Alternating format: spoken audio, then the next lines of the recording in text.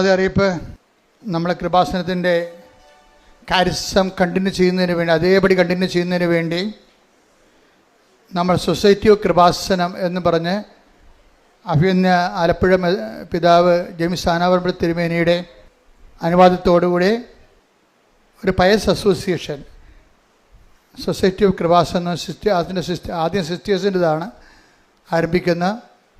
അതിൻ്റെ ഭാഗമായിട്ട് 12 വർഷമായിട്ട് നമ്മുടെ ശുശ്രൂഷയിലുള്ള ജോമോൾ സിസ്റ്ററുണ്ട്.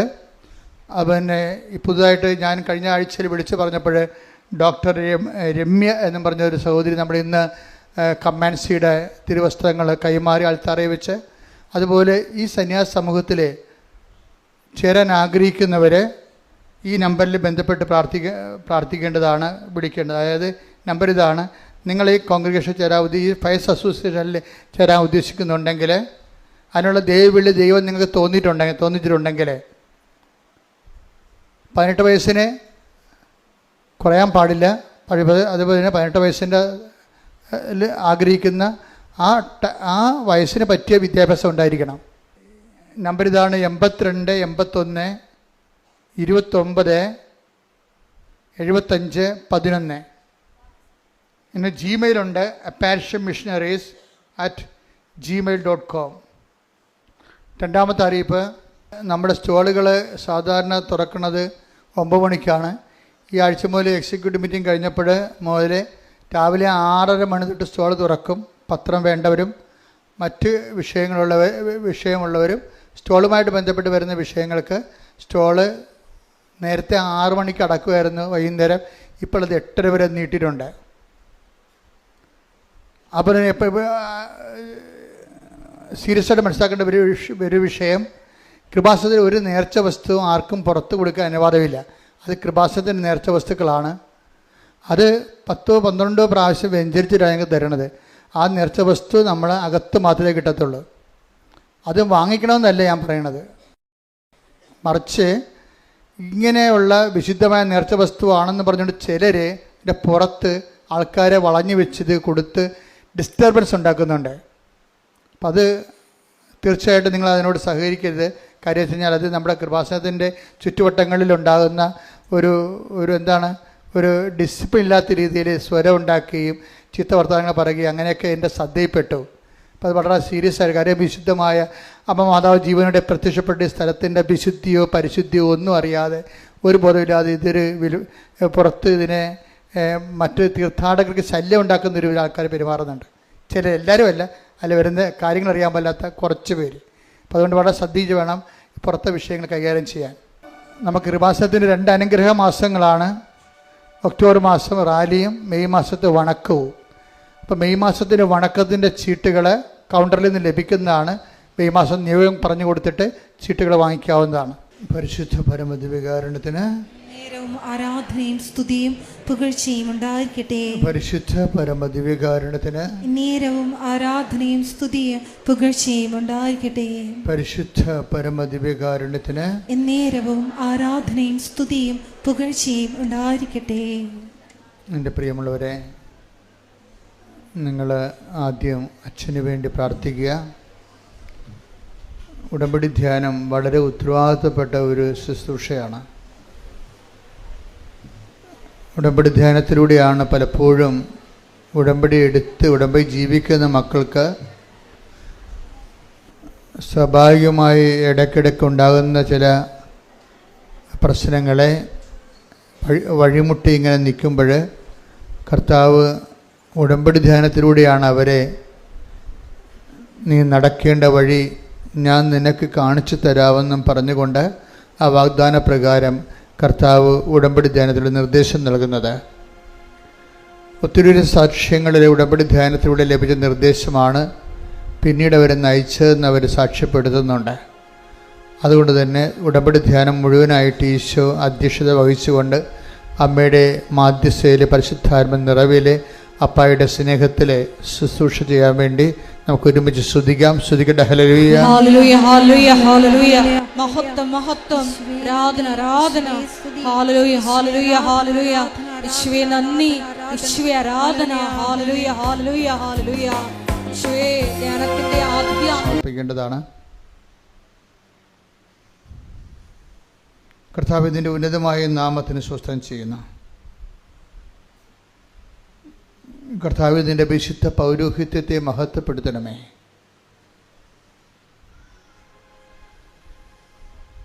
കർത്താവ് സഭയിലുള്ള സാന്നിധ്യം പ്രകടമാക്കണമേ. 39 വർഷം ഞാൻ അർപ്പിച്ച പരിശുദ്ധ കൃപാന്റെ ശക്തിയാൽ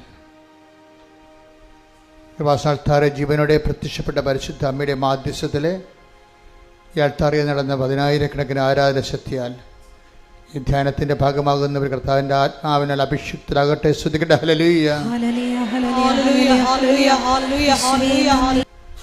ഈ ആധ്യാത്മികതയുടെ എല്ലാ സബ്ജക്റ്റിലും ഡ്രൈയും അതുപോലെ തന്നെ ഫ്രഷും ഉണ്ട്.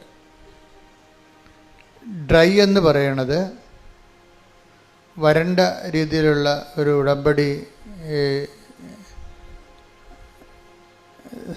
ജീവിതം സാധ്യമാണ്.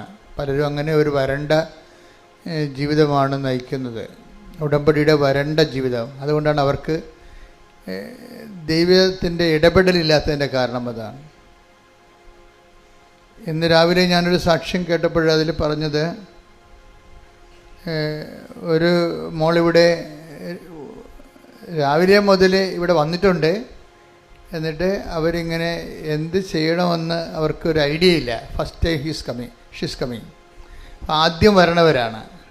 അപ്പം അവർ ഉടമ്പടി എടുക്കണം, എടുത്താലിത് പൂർത്തിയാക്കാൻ പറ്റുമോ എന്നൊക്കെ ഇങ്ങനെ കയ്യാലപ്പുറത്ത് തേങ്ങാ പോലെ ഇങ്ങനെ ആലോചിച്ചിരിക്കുമ്പോൾ ഉടമ്പടി എടുത്ത ഒരു കൊച്ചിനോട് പറഞ്ഞ്, കൊച്ചെ ഒന്ന് പറഞ്ഞു തരാമോ എന്താണ് ഉടമ്പടി എന്ന്. അപ്പോൾ അവൾ പറഞ്ഞ്, അത് സിമ്പിളാണ്, രാവിലെ എഴുന്നേറ്റ് പ്രാർത്ഥിക്കണം, ഒരു പ്രത്യക്ഷ പ്രാർത്ഥന ഉണ്ട്, വൈകുന്നേരം പ്രാർത്ഥിക്കണം, പിന്നെ ഉപവാസം. അപ്പോൾ ഞാൻ ഉപവാസം ഞാൻ ഉടമ്പടി ഇല്ലാതെ തന്നെ എടുക്കുന്നതാണ്. അപ്പോൾ അത്രയും സിമ്പിളാണല്ലേ. അതാണ് ഡ്രൈ ഉടമ്പടി എന്ന് പറയുന്നത്. ആ പെരിച്ചാഴി പോലും പറഞ്ഞു കൊടുത്ത പോലും എന്ത് തെറ്റാണെന്ന് നോക്കി. അവർ ഉടമ്പടി എടുത്ത കക്ഷിയാണ്. അവർ പറഞ്ഞു കൊടുത്തിരിക്കുന്ന സംഭവം എന്ന് പറയുന്നത് രാവിലെ എഴുന്നേറ്റ് പ്രാർത്ഥിക്കണം, വൈകുന്നേരം പ്രാർത്ഥിക്കണം, പിന്നെ ഇടയ്ക്കൊന്ന് ഉപവസിക്കണം ഏതെങ്കിലും ദിവസം, അത്രയേ ഉള്ളെന്ന്. അപ്പോൾ ഉടമ്പടി ഒരു ഘടകവും ഇവർ പറഞ്ഞിട്ടില്ല. കാര്യം ഇവരും ഉടമ്പടി എടുത്ത കക്ഷിയാണ്. ഉടമ്പടി എടുത്ത ആളിൻ്റെ ഗതികേട് കണ്ടില്ലേ. ഇതിനാ ഡ്രൈ കവനൻ്റ് എന്ന് പറയണത്, ഉണക്ക ഉടമ്പടി എന്ന് പറയുക. ഇതിൻ്റെ ഫ്രഷ് എന്ന് പറയുന്ന സംഭവം എന്ന് പറയണത് എപ്പോഴും നമ്മൾ, അപ്പം നിങ്ങൾ ചോദിക്കുക എന്താണ് ഫ്രഷായിട്ടുള്ള ഉടമ്പടി? ഫ്രഷായിട്ടുള്ള ഉടമ്പടി എന്ന് പറയണത്, അഥവാ അതെങ്കിലും ഉടമ്പടി 100% വിജയിക്കാൻ വേണ്ടി നമ്മൾ എന്താണ് ചെയ്യേണ്ടത്? അതിൽ എപ്പോഴും നമ്മളെന്തിനാണ് ദൈവത്തിൻ്റെ വചനങ്ങൾ എന്തിനാണ് എപ്പോഴും വായിക്കുന്നത്?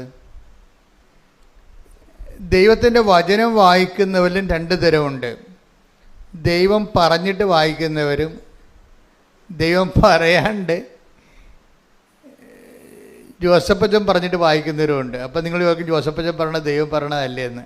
അതല്ല, ഉടമ്പടി നിയമപ്രകാരം അരമണിക്കൂർ സാങ്കേതികമായിട്ട് വചനം വായിക്കണമല്ലോ, ഇല്ലേ? അപ്പം അതുകൊണ്ട് അവരതനുസരിച്ചുകൊണ്ട് ആദത്തിൻ്റെ കഥ തൊട്ട് വായിക്കാൻ തുടങ്ങും. അങ്ങനെ ഓരോ ഘട്ടവും ഓരോ സമയത്ത് അരമണിക്കൂർ. അതല്ല ഞാൻ പറഞ്ഞിരിക്കുന്നത്. ഉടമ്പടിയിൽ നിങ്ങൾ എപ്പോഴും നമ്മൾ ശ്രദ്ധിക്കേണ്ട ഒരു വിഷയം, ഉടമ്പടി ദൈവത്താൽ നയിക്കപ്പെടുന്ന ലെഡ് ബൈ ഹോളി സ്പിരിറ്റ് ആയിട്ടുള്ള ഒരു റീഡിംഗ് ഉണ്ട്. നിങ്ങൾ ഉടമ്പടി ഫ്രഷ് കവനൻ്റിലാണെങ്കിൽ നിങ്ങൾ വായിക്കേണ്ട ഭാഗം ദൈവം നിങ്ങൾക്ക് തിരഞ്ഞെടുത്ത് തരും. എന്നുവെച്ചാൽ ഉടമ്പടിയുടെ വഴിയിലൂടെ പോകുമ്പോൾ ഈ ദൈവവചനത്തിൻ്റെ ഒരു പ്രത്യേകത എന്ന് വെച്ച് കഴിഞ്ഞാൽ ഇപ്പോഴും ആയിരക്കണക്കിന് സാക്ഷ്യങ്ങളാണ് മനുഷ്യർ പറയണത്. ഒരു സുലുവിൻ്റെ സാക്ഷ്യം ഞാൻ കേട്ടു. അപ്പോഴെന്താ സാക്ഷ്യത്തിൻ്റെ പ്രത്യേകത എന്ന് വെച്ചാൽ അവരെ സംബന്ധിച്ചിടത്തോളം അവർക്ക് യൂറോപ്പിൽ പോകുന്നതിൻ്റെ കാരണം വെച്ച് കഴിഞ്ഞാൽ അവർ 10-25 വർഷമായിട്ട് ഒരു നേഴ്സാണ്. പിന്നെ അവർ ഇതുപോലെ യോഗ്യതാ പരീക്ഷകളെല്ലാം ട്രെയിനറാണ്. അവർ പഠിപ്പിച്ച കുഞ്ഞുങ്ങളെല്ലാവരും ജർമ്മനിയിലും അയർലൻഡിലും അവിടെയൊക്കെ പോയി. ഇവർ മാത്രം ഇപ്പോഴും കരക്ക് നിൽക്കുകയാണ്.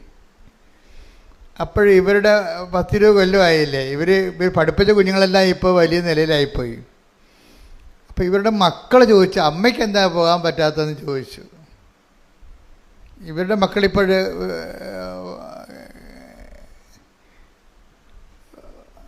ഒരുവിധം കാര്യങ്ങൾ മനസ്സിലാക്കുന്ന പ്രായമായി. അപ്പോൾ അവർ അമ്മയോട് ചോദിക്കണം, അമ്മയ്ക്ക് എന്താണ് പോകാൻ പറ്റാത്തത്.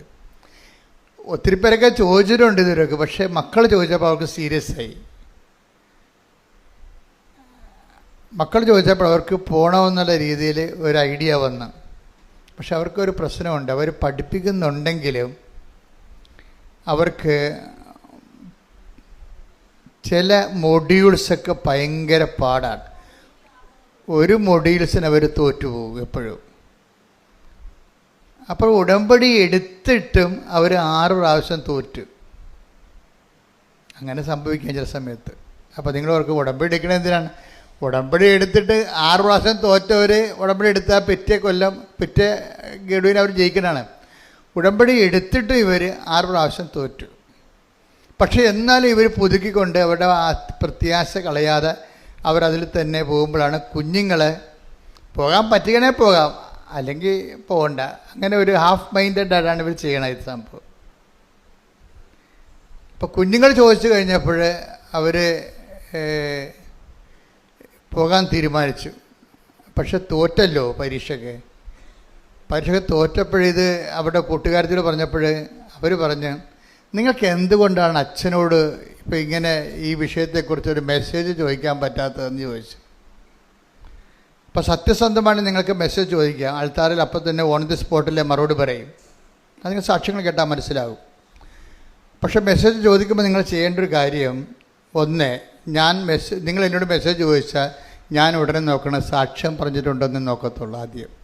ഇയാളിന് ആദ്യമേ കൺകറൻസ് കിട്ടിയോന്ന് നോക്കൂ. അതാണ് എൻ്റെ പ്രശ്നം. മെസ്സേജ് എന്നോട് ചോദിച്ചാൽ ഉടനെ ഞാൻ നോക്കണത് ഇയാൾ സാക്ഷ്യം പറഞ്ഞിട്ടുണ്ടോ എന്ന് വെച്ചാൽ ഇയാളുടെ ഉടമ്പടി ദൈവം അംഗീകരിച്ചിട്ടുണ്ടോ എന്ന് എൻ്റെ അർത്ഥം. അപ്പം സാക്ഷ്യം പറഞ്ഞിട്ടില്ല എന്നുണ്ടെങ്കിൽ ഞാനത് തട്ടിക്കളയും. മെസ്സേജ് നമുക്ക് വെറുതെ സമയം വേസ്റ്റ് ചെയ്യാവുന്നല്ലാതെ ഇവർ കണിയാനെപ്പോലെ എന്നെ ദുരുപയോഗിക്കണ കാര്യം അറിയാൻ വേണ്ടി പ്രസംഗിപ്പിക്കണ പോലെ എന്ത് പരിപാടിക്ക് വന്നിരിക്കുകയാണ്. ഇവർ ദൈവത്തിൻ്റെ ആളല്ല ശരിക്കും. 3 ഉടമ്പടി കഴിഞ്ഞിട്ട് സാക്ഷ്യം പറഞ്ഞിട്ടില്ലെങ്കിൽ ആ ആളെ ഞാൻ വളരെ സീരിയസ് ആയിട്ടാണ് ശ്രദ്ധിക്കത്തുള്ളൂ. എന്തോ തരികട അയാൾ ഉടമ്പടി കാണിച്ചിട്ടുണ്ടെന്ന് ഞാൻ ധരിക്കത്തുള്ളൂ. കാര്യം ഉടമ്പടി എന്ന് പറയുന്നത് എന്നോട് അമ്മ ആദ്യ കാലങ്ങളിൽ 2015 ഇത് പറയുമ്പോൾ ഉടമ്പടി ഉടനടി പരിഹാരം എന്നാണ് പറഞ്ഞത്. പിന്നെ ഉടമ്പടി അതിൽ തന്നെ കറക്റ്റാണ്, അതിൻ്റെ ഫോർമുല കറക്റ്റാണ്. പിന്നെ ചില വിഷയങ്ങൾ ചിലപ്പോൾ ചില കാര്യങ്ങൾ ലാഗ് ചെയ്യും, ചില വിഷയങ്ങൾ ലാഗ് ചെയ്യണം. ആ വിഷയത്തിൻ്റെ പ്രശ്നമാണ്, അല്ലാതെ നിങ്ങളുടെ പ്രശ്നമല്ല. ആ വിഷയം അപ്പം നടക്കുന്നതിനേക്കാളും നല്ലത് കുറച്ചുകൂടി കഴിഞ്ഞ് നടക്കുന്നതായിരിക്കും നല്ലത്. അതുകൊണ്ട് ദൈവം അങ്ങനെ ഒരു ഷിഫ്റ്റിങ് ചെയ്യണമെന്നേ ഉള്ളൂ. അല്ലാതെ ഉടമ്പടിയിൽ ഒരിക്കലും നമുക്ക് കാര്യം ഉടമ്പടി മുഴുവനും സാധാരണ ലൈഫിനെ തന്നെ പെട്ടെന്ന് ദൈവത്തിൻ്റെ മേഖലയിൽ കൊണ്ടുവന്ന് അപ്ലിഫ്റ്റ് ചെയ്യുന്നതിനുള്ള എല്ലാ കരുത്തും ഉൾക്കരുത്ത് ഇതുപോലെയുള്ള ഒരു പ്രാർത്ഥനാ രൂപമില്ല. അത്രയ്ക്ക് ഉൾക്കരുത്താണ് ഇതിൻ്റെ ഒരു ഉടമ്പടിയുടെ.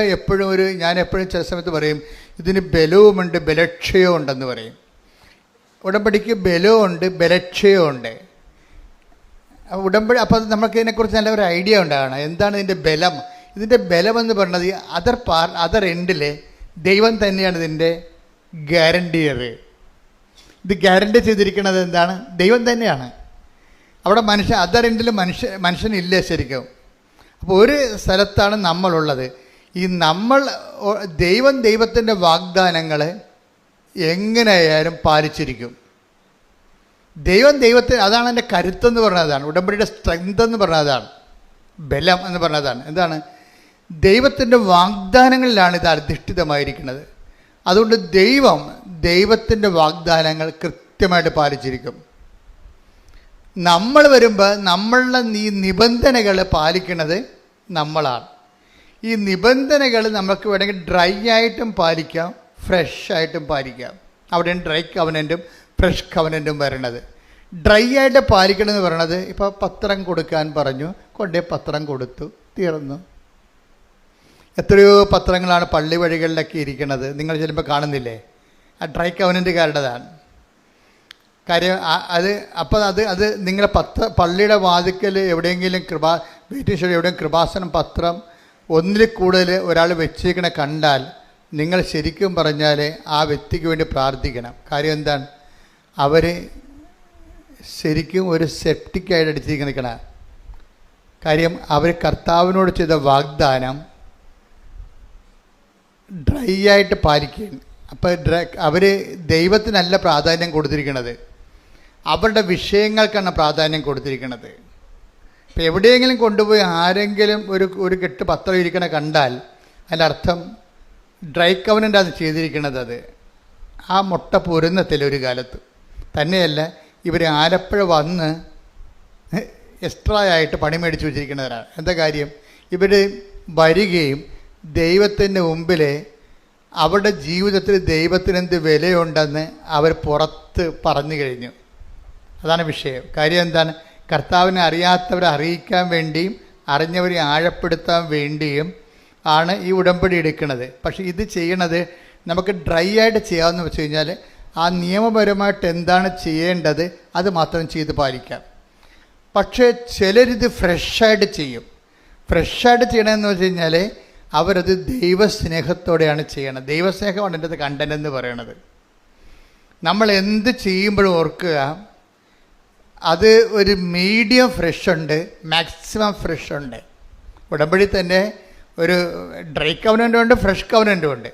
അതിന് മീഡിയം ഫ്രഷ് ഉണ്ട് എന്ന് വെച്ച് കഴിഞ്ഞാൽ ഒരു സ്വാഭാവികമായ ദൈവസ്നേഹത്തോടെ നമ്മൾ ഈ വിഷയങ്ങളെല്ലാം ചെയ്യും. എപ്പോഴും നമ്മൾ ചെയ്യണം.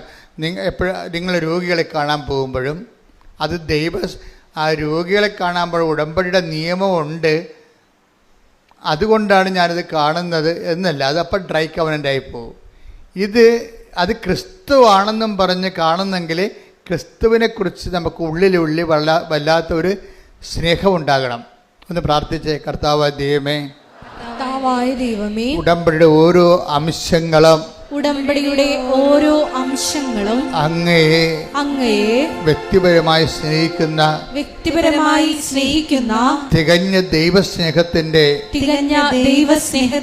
പ്രേക്ഷിത പ്രവർത്തകരായി എന്നെ ഞങ്ങളെ അഭിഷേകം ചെയ്യണമേ. ശ്രുതിക്കട്ടെ.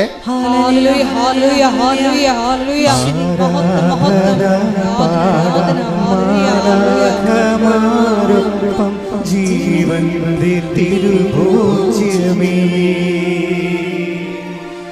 ആരാധന പാടാമാലാഖമാരൊപ്പം ജീവന്റെ തിരുഭോജ്യമേ. അപ്പോൾ എപ്പോഴും നിങ്ങൾ പ്രാർത്ഥിക്കുമ്പോഴും അതുപോലെ പ്രവർത്തിക്കുമ്പോഴും നിങ്ങൾ പ്രാർത്ഥിക്കുകയും പ്രവർത്തിക്കുകയും ചെയ്യുമ്പോഴൊക്കെ നിങ്ങളുടെ നിയോഗങ്ങളാണ് പ്രാധാന്യം കൊടുത്താൽ പ്രാർത്ഥിക്കണത്, അല്ലേ? അത് ഡ്രൈ കവനൻ്റാണ്, ഉണക്ക ഉടമ്പടി എന്ന് പറയും. നിയോഗം ഓൾറെഡി നിങ്ങൾ ദൈവത്തിൻ്റെ സമർപ്പിച്ചില്ലേ?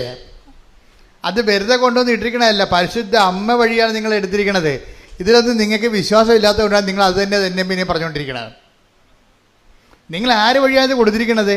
പരിശുദ്ധ അമ്മ വഴിയാണ് നിങ്ങൾ കർത്താവിൻ്റെ അടുത്ത് നിങ്ങളുടെ കണ്ണീര് കൊടുത്തിരിക്കണത്. നിങ്ങൾ പിന്നെയും ദൈവത്തോട് പ്രാർത്ഥിക്കുമ്പോൾ അത് തന്നെ പറഞ്ഞുകൊണ്ടിരുന്നതിൻ്റെ അർത്ഥം എന്താണ്? അമ്മയെടുത്ത് കൊടുത്തതൊക്കെ നിങ്ങൾ അംഗീകരിക്കണില്ല എന്നുള്ളതാണ്. ഒന്നൊക്കെ നിങ്ങൾക്ക് വിവരമില്ല, അല്ലെങ്കിൽ നിങ്ങൾ വിഡ്ഢിവേഷം കെട്ടുകയാണ്.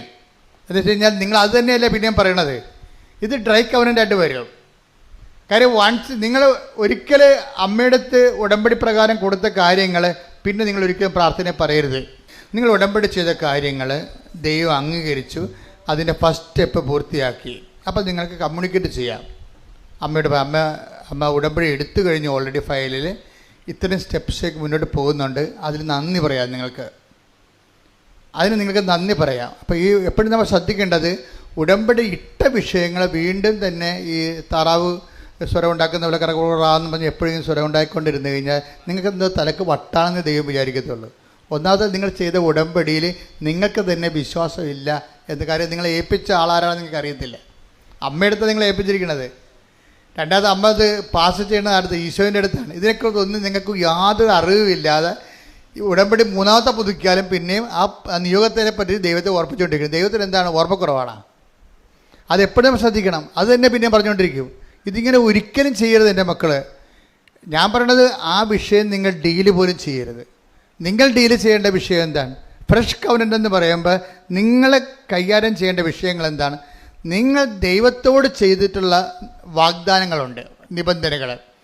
അതിലാണ് നിങ്ങൾ ശ്രദ്ധിക്കേണ്ടത്. ദൈവത്തോട് ചെയ്ത വാഗ്ദാനങ്ങൾ. ഈ ദൈവത്തോട് ചെയ്ത വാഗ്ദാനങ്ങൾ നമുക്ക് ഒരു നിയമപരമായിട്ട് സാങ്കേതികമായിട്ട് ചെയ്യാം. അതിനാണ് ഡ്രൈ കവനൻ്റ് എന്ന് പറയുന്നത്. അങ്ങനെ പറഞ്ഞു, അച്ഛൻ കൊച്ചി പോകാം, ഞാൻ പറഞ്ഞില്ല അച്ഛൻ കൊച്ചി പോകാൻ പറഞ്ഞു, ഞാൻ കൊച്ചി പോയെന്ന് പറയത്തില്ല. അതുപോലെ ടെക്നിക്കലായിട്ട് നിങ്ങൾ ചെയ്യാം. ടെക്നിക്കലായിട്ട് ചെയ്താൽ ഉടമ്പടി ലാഗ് ചെയ്യും. ടെക്നിക്കലായിട്ടല്ലോ, കാര്യം ഉടമ്പടി ഒന്ന് പുതുക്കിയെന്ന് പറഞ്ഞു കഴിഞ്ഞാൽ അത്രയും നിങ്ങൾക്ക് ആ 30% ഈ വിഷയത്തിൽ ദൈവസ്നേഹം വളർന്നിരിക്കണം ആളിന്. ഉടമ്പടി ഒന്ന് പുതുക്കിയെന്ന് പറഞ്ഞാൽ ആളിൻ്റെ ദൈവസ്നേഹം വളർന്നിരിക്കണം. ഈ കൗൺസിലേഴ്സിനൊക്കെ വെച്ചിരിക്കുന്നത് അത് അസസ് ചെയ്യാനാണ്. അല്ല നിങ്ങൾ കുമ്പസാരിച്ചാൽ കുർബാന സ്വീകരിച്ചാൽ നോക്കാനല്ല വെച്ചിരിക്കുന്നത്. നിങ്ങളുടെ ആധ്യാത്മിക ജീവിതം അസസ് ചെയ്യാനാണ് വെച്ചിരിക്കുന്നത്. എന്ന് വെച്ചാൽ അത്രയും ദൈവസ്നേഹം നിങ്ങൾ വളർന്നോ. ദൈവസ്നേഹം വളർന്നോ എന്ന് നമുക്ക് എങ്ങനെ അറിയാൻ പറ്റും? സ്നേഹത്തിൻ്റെ ഫീച്ചേഴ്സ് നമ്മളുടെ കയ്യിലല്ല, പരിശുദ്ധാത്മാവ് അതിനെക്കുറിച്ച് കൃത്യമായ മാനദണ്ഡങ്ങൾ നൽകിയിട്ടുണ്ട്. ദൈവസ്നേഹത്തിൽ ഒരു വ്യക്തി വളരുമ്പോൾ ആ ദൈവസ്നേഹത്തിൽ വളരുന്നതിന് ആ ദൈവസ്നേഹത്തിലാണ്. നമുക്ക് ലോകസ്നേഹത്തിൽ വളരാം, വ്യക്തിസ്നേഹത്തിൽ വളരാം എന്നും, പക്ഷേ ദൈവസ്നേഹത്തിൽ വളരുക എന്ന് പറയുന്നത് പരിശുദ്ധാത്മാവിൻ്റെ ഫലങ്ങളായിട്ട് വരുന്ന ദൈവസ്നേഹമാണ്. അപ്പം അതിൻ്റെ ഫീച്ചേഴ്സ് ഉണ്ട്. Take the word of God. 1 Corinthians 13:4. സ്നേഹം ദീർഘക്ഷമയും ദയയുമുള്ളതാണ്. ഇതാണ് ഫസ്റ്റ് ഫീച്ചർ. അതാണ് നിങ്ങൾ ഒന്ന് പുതുക്കി കഴിയുമ്പോൾ ഇത് ടെസ്റ്റ് ചെയ്ത് നോക്കണം. കുഞ്ഞമ്മ, അന്നമ്മ, ആരാണെന്നെങ്കിലും എന്താണ് അന്നമ്മ? ദീർഘക്ഷമയും ദയയും ഉള്ളതാണെന്ന് പോയി പണി നോക്കാൻ പറയും. അതാണ് പ്രശ്നം. നമ്മളവിടെ സ്നേഹത്തിൻ്റെ പാലെല്ലാം നമ്മുടെ പേരെഴുതി വെക്കണം. ഭയങ്കര പാടാ. ഞാൻ നോക്കിയിട്ടുള്ളതാണ്. ഞാൻ തന്നെ പണി മേടിച്ചിട്ടുള്ളതാണിത്. എന്ന് വെച്ചാൽ ഇതിൻ്റെ അകത്ത് വരുന്നത് ഈ ഒരു ഒന്നാം പുതുക്കൽ കഴിയുമ്പോൾ നിങ്ങളെന്ത് ചെയ്യണത്? എനിക്ക് ഓഫർ ലെറ്റർ വന്നോ, അതിനുശേഷം വിസ വന്നോ, ടിക്കറ്റ് വന്നോ, അതാണ് നിങ്ങൾ ഇപ്പോൾ ഇങ്ങനെ ഈ ദൈവത്തിൻ്റെ നിരസ്ഥിതി എപ്പോഴും പറഞ്ഞുകൊണ്ടിരിക്കുന്നത്. ഇത് ശരിക്കും പറഞ്ഞാൽ ഇത് കേട്ട് ദൈവം ബോറടിച്ച് നിങ്ങളെ പന്നിക്കാട്ടത്തിൻ്റെ വില പുലർത്താൻ തള്ളിക്കളഞ്ഞൊരു ചരക്കാണ് നിങ്ങൾ. കാര്യം എന്താ? ഈ പിശാചിന് ഇത് മാത്രമേ പറയാൻ അറിയാൻ പാടുള്ളൂ. ദൈവത്തെ സ്നേഹിക്കാനോ സ്നേഹത്തിൻ്റെ സുവിശേഷമോ സുവിശേഷ സാക്ഷ്യമോ ഈ വിഷയത്തെക്കുറിച്ച് ഒന്നും ഒരു ബോധവും ഇല്ല. ഉടമ്പടി എന്ന് പറഞ്ഞാൽ എന്താ? രാവിലെ എഴുന്നേക്കണം, വൈകുന്നേരം എഴുന്നേക്കണം, വൈകുന്നേരം കിടക്കണം, ഇടയ്ക്ക് ഉപവസിക്കണം. ഇതാണ്. ഇത്രയും കുറെ കണ്ടാമൃഗങ്ങൾ ഉടമ്പടി എടുത്തിട്ടുണ്ട്. സങ്കടം തോന്നും കേട്ട് കഴിഞ്ഞാൽ. അതായത് നിങ്ങൾ ക്ലാസ് ശ്രദ്ധിക്കണില്ല എന്ന് തോന്നണേ. തന്നെയല്ല, അച്ഛൻ്റെ ധ്യാനം കൂടാത്ത കുറേ ആൾക്കാരുണ്ട്. ശരിക്കും പുതുക്കാൻ വരുമ്പോൾ കൗൺസിലേഴ്സ് ശ്രദ്ധിക്കണം. ഞാൻ പറയുമ്പോൾ എന്താ വെച്ചാൽ കൗൺസിലേഴ്സ് എപ്പോൾ ശ്രദ്ധിക്കേണ്ടത്? ധ്യാനം കൂടുന്നുണ്ടോയെന്ന് ഉറപ്പ് വരുത്തണം, അല്ലെങ്കിൽ പുതുക്കി കൊടുക്കരുത്. പുതുക്കണ കാര്യമില്ല. കാര്യം ഈ അപ്ഡേഷൻസ് എല്ലാം വരണം ഉടമ്പടി ധ്യാനത്തിലാണ് വരണേ. ഉടമ്പടി ധ്യാനത്തിലാണ്, ഈ ചൊവ്വാഴ്ചയുള്ള ധ്യാനത്തിലാണ്, ഓൺലൈൻ ധ്യാനത്തിലാണ് ഉടമ്പടിയുടെ അപ്ഡേഷൻസ് വരണതും ഉടമ്പടിയുടെ ആൾക്കാരോട് ഈശോ സംസാരിക്കണതും അങ്ങനെയാണ്. അപ്പം സംസാരിക്കുന്ന സമയത്ത് ചിലപ്പോൾ പേഴ്സണലായിട്ട് സംസാരിക്കും, ഓരോ വ്യക്തികളും അവരുടെ വിഷയങ്ങൾ മാത്രം സംസാരിക്കും, അതെല്ലാം സന്ദേശമായിട്ട് സംസാരിക്കും. അങ്ങനെ ദൈവത്തിൻ്റെ ഇടപെടൽ ഉള്ള ഒരു കമ്മ്യൂണിക്കേഷനായിട്ടുള്ള ഒരു സ്പോട്ടാണ് ഉടമ്പടി ധ്യാനം എന്ന് പറഞ്ഞാൽ. അത് ആൾ പങ്കെടുത്തിട്ടില്ലെന്ന് പറഞ്ഞാൽ പിന്നെ അത് പുതുക്കേണ്ട കാര്യമില്ല. അത് പുതുക്കേണ്ട കാര്യമില്ല ശരിക്കും പറഞ്ഞാൽ. അതായത് എപ്പോഴും നമ്മൾ ശ്രദ്ധിക്കേണ്ട വിഷയം, ഉടമ്പടി പുതുക്കുമ്പോൾ നിങ്ങളെ ഈ ദൈവസ്നേഹത്തിൽ 1 Corinthians 13:4 ഒന്നൊരു വായിച്ച്. സ്നേഹം ദീർഘക്ഷമയും ദയയുമുള്ളതാണ്. ഇപ്പം 2 ക്വാളിറ്റി ഇവിടെ വരണം. ഒന്ന് പുതുക്കി കഴിയുമ്പോൾ നമ്മളുടെ പേര് പറഞ്ഞാൽ പിന്നീട് എന്താണ്? സ്നേഹം ദീർഘക്ഷമയും ദയയുമുള്ളതാണ്. അപ്പോൾ ഒരു ദയ കാണിക്കാൻ ബാധ്യസ്ഥമാണ്. ചില സമയത്ത് ദയ ആരോടായിരിക്കും കാണിക്കേണ്ടി വരണത്? നമ്മളെക്കാൾ താഴ്ന്നവരോടായിരിക്കും നമുക്ക് ദയ കാണിക്കേണ്ടി വരണത്. ദയ എന്ന് പറഞ്ഞ ഒരു അണ്ടർസ്റ്റാൻഡിങ് ആണ്. ഇപ്പോൾ കഴിഞ്ഞ ദിവസം തന്നെ എൻ്റെ പേരിനോട് ഞാൻ പറഞ്ഞായിരുന്നു, എനിക്ക് വെളുപ്പിന് എഴുന്നേറ്റ് കുർബാനയും ചൊല്ലി പോകണം, അതുകൊണ്ട് കുർബാനക്ക് ഒരുക്കണമെന്ന് പറഞ്ഞായിരുന്നു. അപ്പോൾ ഞാൻ രാവിലെ കുർബാന ചെല്ലാൻ വന്നപ്പോൾ കുർബാനക്ക് ഒരുക്കിയിട്ടില്ല. പക്ഷേ ഞാൻ അദ്ദേഹത്തോട് വളരെ സൗമ്യവും സ്നേഹമായിട്ട് പ്രാർത്ഥിച്ചു, പെരുമാറി. എനിക്ക് വേണമെങ്കിൽ ആളെ സസ്പെൻഡ് ചെയ്യാം. എന്താ കാര്യം? ഡയറക്റ്റ് പറഞ്ഞിട്ട് കേൾക്കാത്ത ആളെ പിന്നെ ആര് പറഞ്ഞിട്ട് കേൾക്കാനാ? അപ്പോൾ ഞാൻ എന്താ മനസ്സിലാക്കിയത്, ഞാൻ ദയ കാണിച്ചു. എന്താ കാര്യം, അദ്ദേഹം ചിലപ്പോൾ വർക്കിൻ്റെ ടൈറ്റ് കൊണ്ട് ചിലപ്പോൾ മറന്നുപോയ മനഃപൂർവ്വം അല്ലെന്ന് ഞാൻ ധരിച്ചു. ഇതിനാണ് ദയ എന്ന് പറയുന്നത്. അപ്പം നമ്മൾ ഓരോ വ്യക്തികളും ഓരോ സംസാരം നടക്കുമ്പോൾ ഈ വിഷയത്തിൽ ക്വാളിറ്റേറ്റീവിലായിട്ട് നിങ്ങൾ ഗ്രോത്ത് ചെയ്തോ, ക്വാളിറ്റേറ്റീവിലായിട്ട് ഗ്രോത്ത് ചെയ്തോ. ഒന്ന് പുതുക്കുമ്പോൾ നോക്കണം, ഞാൻ ഇത്രയും അടുത്തത് വായിച്ച് 13:5 വായിച്ച്, 1 Corinthians 13:5. സ്നേഹം അനുചിതമായി പെരുമാറുന്നില്ല. സ്നേഹം അനുചിതമായി പെരുമാറുന്നില്ല, സ്വാർത്ഥം അന്വേഷിക്കുന്നില്ല. അപ്പം ഇത് കറക്റ്റായിട്ട് ചെയ്യണം. ഈ സ്നേഹത്തിൻ്റെ സ്ഥലത്തെല്ലാം നിങ്ങളുടെ പേര് എഴുതി വായിക്കണം. നിങ്ങളുടെ പേരെന്താണെന്ന് വെച്ചാൽ അതനുസരിച്ചുണ്ട്. അപ്പം നിങ്ങൾ ഇതിൻ്റെ അകത്ത് കുറേ നോൺ ക്രിസ്ത്യൻസ് ഉണ്ട്. അപ്പോൾ പറയും, അയ്യോ ഇതൊക്കെ വായിക്കാൻ ഞങ്ങളാരും ക്രിസ്ത്യൻസ് അല്ല. എന്നാൽ പിന്നെ ഈ പരിപാടിക്ക് നിങ്ങൾ ഇറങ്ങരുത്. ദൈവത്തിനെ പറ്റിച്ച് വയറ്റിപ്പിഴപ്പിന് ഉള്ള വക ഒപ്പിച്ചെടുക്കാനാണ് നിങ്ങൾ ഉടമ്പടി എടുക്കാൻ പറ്റുന്നത്. അങ്ങനെയല്ല. നിങ്ങൾ ഉടമ്പടി എടുക്കുന്നുണ്ടെങ്കിൽ ഇവിടെ ആരുടെ ഇത് ഓപ്ഷണലാണ്. It is only four Christians ഉടമ്പടി എന്ന് പറയണത്.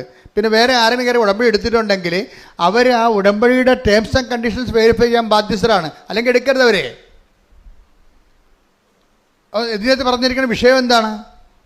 സ്നേഹം അനുചിതമായി പെരുമാറുന്നില്ല. അപ്പം നിങ്ങൾ അക്രൈസ്തവനാണെന്ന് വിചാരിച്ചോ? നിങ്ങളൊരു കക്ഷിയുമായിട്ട് മിണ്ടാതിരിക്കുകയാണ്, സംസാരിക്കാണ്ടിരിക്കുകയാണ്. ഞാൻ കഴിഞ്ഞ ആഴ്ച പറഞ്ഞ പോലെ തന്നെ സംഭവിച്ചെന്ന് വിചാരിച്ചോ? എന്താ സംഭവിച്ചിരിക്കുന്നത്? നിങ്ങളുടെ അവകാശ ഓഹരിയും ഇപ്പോൾ നിങ്ങളുടെ കുഞ്ഞുങ്ങളെ ഇപ്പോൾ നിങ്ങളുടെ അകലെ വിട്ട് പഠിപ്പിക്കാൻ പോവുകയാണ്, അതിന് പൈസ വേണം. നിങ്ങൾ അങ്ങയോട് പറഞ്ഞ് എനിക്കൊന്നും തന്നിട്ടില്ലല്ലോ, എനിക്ക് തരാനുള്ളത് തരണം, എൻ്റെ കുഞ്ഞിനെ പഠിപ്പിക്കണം എന്ന് പറയുമ്പോൾ അവിടെ കെട്ടിവന്ന് നാത്തും പറയും, പിന്നെ അവളെ കുഞ്ഞിനെ പഠിപ്പിക്കുക. അപ്പോൾ നമ്മുടെ കുഞ്ഞിനെ പഠിപ്പിക്കണ്ടേ? മനുഷ്യ താനങ്ങാൻ കൊടുക്കുന്നുണ്ടോ? അതല്ല കൈയും കാലും വിട്ടൊന്നും അപ്പോൾ നമുക്കറിയാം നാത്തൂനാണ് പാര വെച്ചത്. നമുക്ക് മനസ്സിലായി. പക്ഷേ ഈ നാത്തൂർ കാണുമ്പോൾ നീ ഉടമ്പടി എടുത്ത നീ എന്ത് മോന്ത വെക്കും? അതാണ് വിഷയം. നീ മിണ്ടത്തില്ല. കാര്യം എന്താണ്? എൻ്റെ കുഞ്ഞിനെ പഠിപ്പിക്കപ്പെടാതിരിക്കണം, എൻ്റെ ഓഹരി കിട്ടാതിരിക്കാൻ വേണ്ടി ഇവളല്ലേ വട്ടം ചവിട്ടിയത്. പക്ഷേ ഒരു പ്രശ്നം, നീ ഉടമ്പടി എടുത്ത വ്യക്തിയാണെങ്കിൽ നിന്നെ ഭരിക്കേണ്ടത് ആരാണ്? ക്രിസ്തുവാണ് ഭരിക്കേണ്ടത്. അല്ലാതെ നിൻ്റെ കുടുംബത്തിലുണ്ടാകുന്ന പാരമ്പര്യമായിട്ടുള്ള മൗലിക വികാരങ്ങളല്ല ഭരിക്കേണ്ടത്. അത് പ്രാർത്ഥിക്കുക. കർത്താവായ ദൈവമേ, എൻ്റെ ജീവിതത്തിന്റെ വ്യത്യസ്തങ്ങളായ മണ്ഡലങ്ങളിലെ നിന്നോട് ചെയ്ത ഉടമ്പടി പാലിക്കാൻ സുവിശേഷ വിഹിതമായി മുന്തിയ ദൈവസ്നേഹത്തോടെ പെരുമാറുവാൻ അങ്ങനെ ആത്മീയമായി വളരുവാൻ എന്നെ സഹായിക്കണമേ. ആരാധനയും സ്തുതിയും പുകഴ്ചയും ഉണ്ടായിരിക്കട്ടെ. നിങ്ങൾ ടി വിയിലൊക്കെ ഇരുന്ന് കാണുകയും തർക്കിക്കുകയൊക്കെ ചെയ്യുന്ന ആൾക്കാരില്ലേ? അവർ ഉന്നയിക്കുന്ന വിഷയങ്ങളുണ്ടായില്ലേ? അവർ പല ക്രിസ്ത്യാനികളെന്ന പേരിൽ അവർ പല ആശയങ്ങളെ ഉന്നയിക്കണേ കാണാം. അതൊന്നും പലപ്പോഴും ക്രിസ്ത്യനായിരിക്കണം നിർബന്ധമില്ല. ഞാനിതുകൊണ്ടാണ് പല കാര്യങ്ങൾക്ക് അഭിപ്രായങ്ങൾ പറയാത്തത്. എനിക്ക് വേണമെങ്കിൽ അഭിപ്രായം പറയാം. കേരളത്തിൽ നടക്കുന്ന പല കാര്യങ്ങൾക്കും അഭിപ്രായം പറയാത്തത് എന്തുകൊണ്ടാണ്? പലപ്പോഴും അഭിപ്രായം പറയുമ്പോൾ അത് പരിശുദ്ധാത്മാവിന് നിരക്കുന്നതാണോ അല്ലയോ എന്ന് പറയാൻ ഞാൻ ബാധ്യസ്ഥനാണ്. കാര്യം എന്താണ്? പരിശുദ്ധാത്മാവിലൂടെയാണ് ശുശ്രൂഷ നയിക്കപ്പെടുന്ന. കാരണം പരിശുദ്ധാത്മ നിറക്കാത്ത നിലപാടുകൾ എടുത്തു കഴിഞ്ഞാൽ പരിശുദ്ധാത്മാവിൻ്റെ പ്രവർത്തനങ്ങൾ നിലക്കും, നിർവീര്യമായി പോകും. ഉടമ്പടിക്കാരും ഇത് ശ്രദ്ധിക്കേണ്ടതുണ്ട്. കാര്യം നമ്മളെ ദൈവം രക്ഷിച്ചില്ലെങ്കിൽ പിന്നെ വേറെ ആരും രക്ഷിച്ചില്ലെങ്കിൽ വലിയ കഥയൊന്നുമില്ല. അതെപ്പോഴും ഓർക്കണം. ദൈവം രക്ഷിക്കണം. കാര്യം നമ്മൾ വെടിപ്പും മെനയുമായിട്ട് ദൈവത്തിൻ്റെ വചനങ്ങൾ നിറവേറ്റിക്കൊണ്ട് ഉടമ്പടിയിൽ അങ്ങ് ജീവിക്കുക. നിങ്ങൾക്കറിയാമല്ലോ, ഉടമ്പടിയിൽ കഴിഞ്ഞ ദിവസങ്ങളിൽ ഞാനൊരു വചനം വായിച്ച്, അതായത് 14:9 തോബീത്ത് എന്ന് പറയുന്ന അപ്പനാ. അപ്പൻ തോബിയാസ് എന്ന് പറഞ്ഞ മകനെ ഒരു സ്ഥലത്തേക്ക്, അതായത് ഡിയാസ്പ്ര, അതായത് അവർ യുദ്ധത്തിൽ പലായനം ചെയ്യണ സമയത്ത് ഈ തോബിത്തെന്ന് പറയുന്ന ആൾ 10 താലന്ത് വെള്ളി ഒരു സ്ഥലത്ത് മറവ് ചെയ്യാൻ കൊടുത്തു. തിരിച്ചു വരുമ്പോൾ വാങ്ങിക്കാമെന്ന്. അപ്പം അത് വാങ്ങിക്കാൻ വിടുന്ന രംഗങ്ങളാണ് ഈ തോബിത്തിൻ്റെ പുസ്തകത്തിലുള്ളത്. മനോഹരമായൊരു പുസ്തകമാണ്, നിങ്ങൾ വായിക്കണേ. അതൊരു കവനൻ്റ് ലൈഫിൻ്റെ നിമ്നോന്നതങ്ങളും ഉഷ്ണ വസന്ത ശീതോഷ്ണ കാലാവസ്ഥകളും എല്ലാം കറക്റ്റായിട്ട് കാണിക്കുന്ന, അതായത് ഉടമ്പടി ജീവിതത്തിൻ്റെ എല്ലാ കാലാവസ്ഥയും ഒരുമിച്ച് കൈകാര്യം ചെയ്യുന്നൊരു പുസ്തകമാണ് തോബിത്തിൻ്റെ പുസ്തകം. ഞാനത് ഉടമ്പടി പുസ്തകമാണെന്ന് പറയാൻ കാര്യം, തോബിത്തിൻ്റെ പുസ്തകം ഉടമ്പടി പുസ്തകമാണെന്ന് പറയാൻ കാര്യം അതിൻ്റെ 14:9 വായിച്ചോളൂ. നിനക്ക് ശുഭം ഭവിക്കാൻ, എന്നിട്ട് പറഞ്ഞ നിനക്ക് ശുഭം ഭവിക്കാൻ നിയമവും പ്രമാണങ്ങളും പാലിക്കുകയും നീതിയോടും കരുണയോടും കൂടെ വർത്തിക്കുകയും ചെയ്യുക. അപ്പൊ പെരുമാറ്റം ഒരു പ്രധാനപ്പെട്ട ഘടകമാണ് എൻ്റെ അകത്ത്. ഈ ഡ്രൈ കവനന്റ് എന്ന് പറഞ്ഞ കാര്യം, നിങ്ങളിങ്ങനെ പത്രം കൊടുത്ത് കുറേ രോഗികളെയും പോയി കണ്ടേച്ചും പെരുമാറ്റത്തിൽ അത് വന്നില്ല എന്നുണ്ടെങ്കിൽ ഇത് ഡ്രൈ കവനന്റ് ആയിപ്പോവും. പെരുമാറ്റത്തിൽ അത് വരണമെന്നുണ്ടെങ്കിൽ എന്താണ് നിങ്ങൾ നയിക്കേണ്ടത്? ദൈവസ്നേഹമായിരിക്കണം. സ്നേഹമാണ് വായിച്ചോളൂ, അതാണ് സ്നേഹമാണ് ഈ കരുണയുടെ അടിസ്ഥാനം എന്ന് പറയുന്നത്. നമ്മൾ ദൈവസ്നേഹം വളരുമ്പോഴാണ് ശരിക്കും പറഞ്ഞാൽ സ്നേഹത്തിൻ്റെ ഫലങ്ങളായിട്ടാണ് കരുണ. ശരിക്കും നമ്മൾ കരുണയെ അങ്ങനെ നേരിട്ട് കരുണയെ നമ്മൾ അഡ്രസ്സ് ചെയ്തിട്ട് കഥയില്ല. കാര്യം അത് ഇപ്പോൾ ഒരു പേരമരത്തിൽ ഒരു കായ ഉണ്ടാകുമ്പോൾ അതുപോലെ തന്നെ ഒരു ഫലമാണ് കരുണയെന്ന് പറയണത്. കരുണ ഒരു ഫലമാണ്. അതുപോലെ തന്നെ, പക്ഷേ എന്തിലാണ് ഉണ്ടായിരിക്കണത്? അത് സ്നേഹത്തിലാണ് ഉണ്ടാകണത്. അപ്പം നമ്മൾ എന്തിനാണ് പ്രാധാന്യം കൊടുക്കേണ്ടത്? ദൈവസ്നേഹത്തിനാണ് പ്രാധാന്യം കൊടുക്കേണ്ടത്. അപ്പം നിങ്ങൾ ചെയ്യുന്ന രോഗികളെ നിങ്ങൾ പോയി കാണുന്നു. അപ്പം നിങ്ങൾ ആ രോഗികളെ കാണുമ്പോഴേ വേറെ ഒരു കാര്യവും നിങ്ങളെ സ്വാധീനിക്കരുത്. അയാൾ ബന്ധുവാണ്, അയാൾ സുഖപ്പെട്ട് കഴിഞ്ഞാൽ ആ ഒരു നന്ദി നമ്മളോട് കാണിക്കും. അതുകൊണ്ടാണ് ഞാൻ പറഞ്ഞത് ബന്ധുക്കളൊക്കെ പോയി ഒന്ന് കാണരുതെന്ന് പറഞ്ഞതിൻ്റെ കാരണം അതാണ്. നിങ്ങൾക്ക് പ്രൈവറ്റ് അജണ്ടകളുണ്ട് നിങ്ങളുടെ പല പ്രവർത്തനങ്ങളിൽ, അത് ഡ്രൈ കവനന്റിൻ്റെ ഭാഗമാണ്. അതായത് നമ്മളെ സഹായിക്കുന്നവർ നമ്മളെ ഈ ജന്മത്തിൽ നമ്മളവരെ കാണുന്നില്ലെന്ന് തന്നെ വിചാരിക്കണം. കാര്യം എന്താണ്? അവരല്ല നമ്മളുടെ റെഫറൻസ് പോയിൻ്റ്. ആരാണ്? ദൈവസ്നേഹമാണ്, ദൈവമാണ് എൻ്റെ വിഷയം. അവരും നമ്മളുമായിട്ട് യാതൊരു ബന്ധവുമില്ല. ശരിക്കും പറഞ്ഞാൽ നിങ്ങൾ പലപ്പോഴും ചെയ്യണമെന്ന് വെച്ച് കഴിഞ്ഞാൽ നിങ്ങൾക്ക് പറ്റുന്ന രീതിയിലേക്ക് കവനൻ്റ് നിങ്ങൾ ഈ ചില പക്ഷികളുടെ വീട്ടിൽ വളർത്താൻ ഉദ്ദേശിക്കുന്ന പക്ഷികളെ നമ്മൾ ചിറക് മുറിക്കത്തില്ലേ, അതുപോലെ നിങ്ങളുടെ കൺട്രോളിൽ കൊണ്ടുവരാൻ വേണ്ടി ഉടമ്പടിയെ നിങ്ങളുടെ കൺട്രോളിൽ കൊണ്ടുവരാൻ വേണ്ടി നിങ്ങളുടെ രീതി അനുസരിച്ച് എൻ്റെ ചിറക് മുറിച്ച് കളയും. അതുകൊണ്ടാണ് നിങ്ങൾക്ക് വലിയ ഈ ചിറക് മുറിച്ച പക്ഷി അധികം പറക്കത്തില്ലല്ല. പറക്കേണ്ട പക്ഷി തത്തിക്കളിക്കുകയുള്ളൂ. നിങ്ങളുടെ പല ഉടമ്പടിയും തത്തിക്കളിക്കുന്നതിൻ്റെ കാരണം നിങ്ങളതിൻ്റെ ചിറക് മുറിച്ചിട്ടിരിക്കുകയാണ്. ചിറകെന്താ മുറിച്ചിരിക്കുന്നതിൻ്റെ കാരണം വെച്ച് കഴിഞ്ഞാൽ നിങ്ങൾ ദൈവത്തെ ഇത് മുഴുവൻ അവൻ പറയണ പോലെ ചൊല്ലുകയല്ലേ, ചെയ്യുകയല്ലേ. ചെയ്യുന്ന കാര്യത്തിൽ നല്ല കടുത്ത ദൈവസ്നേഹം ഉണ്ടാകണം. പ്രാർത്ഥിക്കുക, കർത്താവായ ദൈവമേ കടുത്ത ദൈവസ്നേഹത്തോടെ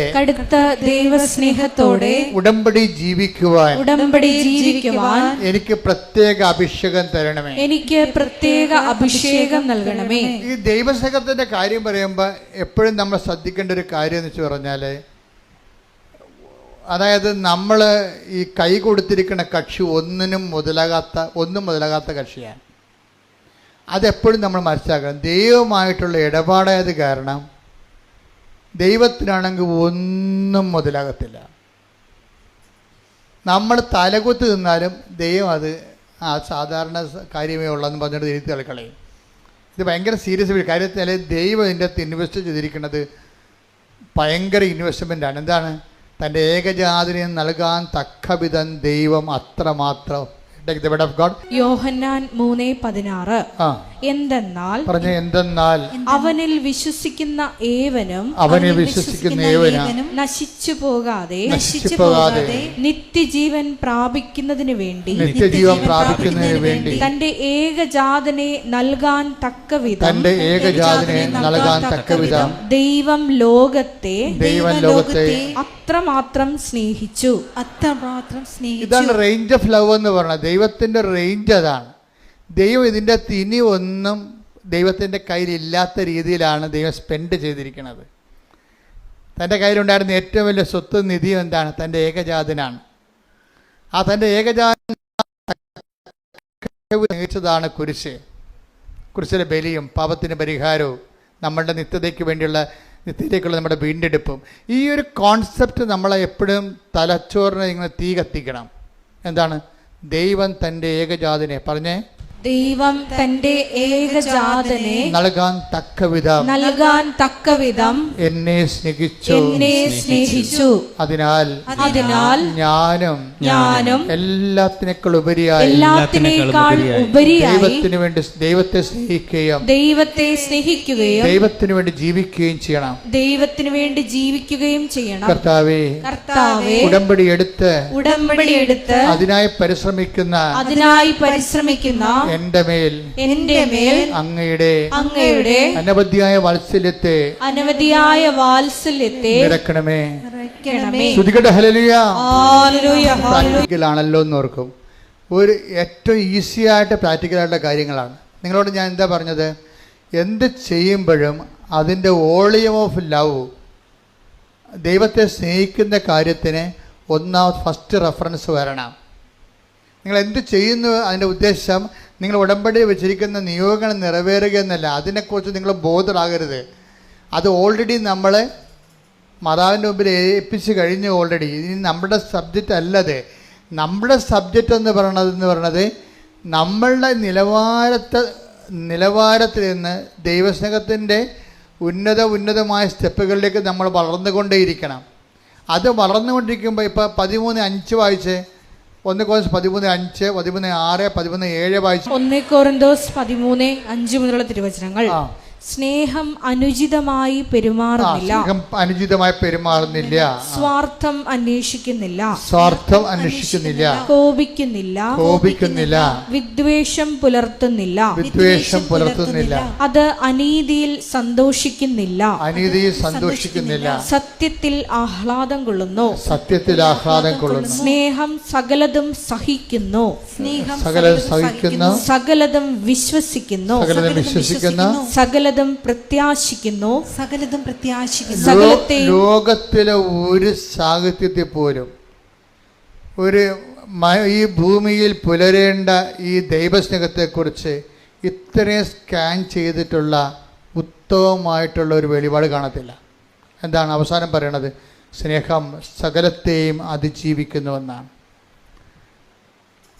അപ്പം എനിക്ക് തോന്നുന്നത് നിങ്ങൾ എപ്പോഴും നമ്മൾ ശ്രദ്ധിക്കേണ്ടത്, നമ്മൾക്ക് പല കാര്യങ്ങളെ അതിജീവിക്കാൻ കഴിയുമ്പോൾ നിങ്ങൾ തിരിച്ചറിയണം നിങ്ങൾ ആ ലവ് ലെവലിലായെന്നറിയണം. പല കാര്യങ്ങളെ അതിജീവിക്കാൻ കഴിയുമ്പോൾ ജീവിതത്തിൽ അതിജീവിക്കാൻ വേണ്ടി കുറേ കാര്യങ്ങൾ ദൈവം തരും. അത് നിങ്ങളുടെ ലവ് ലെവൽ അറിയാൻ വേണ്ടിയാണ്. അല്ലാതെ ദൈവം നിങ്ങളെ സങ്കടപ്പെടുത്താനോ വിഷമിപ്പിക്കാനല്ല. ഉടമ്പടിയിലാണെങ്കിൽ പോലും ചില സമയത്ത് ചില ഡോസ് തരും. നിങ്ങൾക്ക് വിഷമമുണ്ടാക്കുന്ന സാഹചര്യങ്ങളുണ്ടാവും. പക്ഷെ അത് നിങ്ങൾ ഓർക്കുക, എന്താണ്? അത് നിങ്ങളെ വിഷമിപ്പിക്കാനല്ല, നിങ്ങളുടെ ലവ് ലെവല് കൗണ്ട് ചെയ്യാൻ വേണ്ടിയുള്ള ദൈവത്തിൻ്റെ നടപടിക്രമത്തിൻ്റെ ഭാഗമാണ്. ഇപ്പോൾ ഉദാഹരണത്തിന് ഈ തോബിത്ത് പോകണല്ലേ, തോബിത്ത് പറഞ്ഞിട്ട് തോബിയാസ് പൈസ വാങ്ങിക്കാൻ വേണ്ടി, വെള്ളി മേടിക്കാൻ വേണ്ടി പോകുന്ന വഴിക്ക് എന്നാ പറ്റും? ടൈഗ്രീസ് നദിയിൽ ഇറങ്ങി കുളിക്കും. നോക്കിയേ, ഇപ്പോൾ വഴിക്ക് പോവുകയാണ്, പോണ വഴിക്ക് ഉണ്ടാകുന്ന ഇൻഡാസ് കണ്ടില്ലേ? നോക്കി വായിച്ചേ. തോബിത്ത് 6:1 മുതലുള്ള തിരുവചനങ്ങൾ. തോബിത്ത് 6-1 മുതലുള്ള തിരുവചനങ്ങൾ. അവർ യാത്ര ചെയ്ത് വൈകുന്നേരം ടൈഗ്രീസ് നദിയുടെ തീരത്തെത്തി അവിടെ താമസിച്ചു. തോബിയാസ് കുളിക്കാൻ നദിയിലിറങ്ങി. അപ്പോൾ ഒരു മത്സ്യം മുകളിലേക്ക് ചാടി. അത് അവനെ വിഴുങ്ങിക്കളയുമായിരുന്നു. അപ്പൊ ചില്ലറ മത്സ്യമല്ല കേട്ടോ, 10-70 കിലോ തൂക്കമുള്ള ആളാണ് തോബിയാസ്. അപ്പം അവനെ വിഴുങ്ങണമെങ്കിൽ ഒരു 100 കിലോ തൂക്കമുള്ള മത്സ്യമാണ് വന്നിരിക്കുന്നത്. നമ്മുടെ തൂക്കത്തിനൊത്ത പ്രശ്നമല്ല നമുക്ക് ഉണ്ടാകണത്, ഓർത്തേക്കണം. നമ്മുടെ തൂക്കത്തിനൊത്ത കഴിവിനൊത്ത പ്രശ്നമല്ല നമുക്ക്. നമ്മുടെ കഴിവിനൊത്താണെങ്കിൽ പ്രശ്നമല്ലല്ലോ. പ്രശ്നമെങ്കിൽ യഥാർത്ഥത്തിൽ വരണത് ഇപ്പം 70 കിലോ തൂക്കമുണ്ട് തോബിയാസിന്. അവന് വിഴുങ്ങാൻ തന്നെ മത്സ്യത്തിനെന്ന് പറയുമ്പോൾ 70 കിലോനാണോ ഉള്ളത്? അല്ല, അതിന് 100-300 കിലോനുണ്ടാകും. വലിയ സാധനമാണത്. അപ്പോൾ ഇവനെ വിഴുങ്ങുമെന്നാകുമ്പോഴുണ്ട് അസറിയാസ് എന്ന് പറയുന്ന ദൂതൻ ഇവനെ കൊണ്ടുവന്ന് ദൈവം ഏൽപ്പിച്ച ഒരാളാണ്. ദൂതൻ കരക്ക് നിൽക്കുന്നുണ്ട്.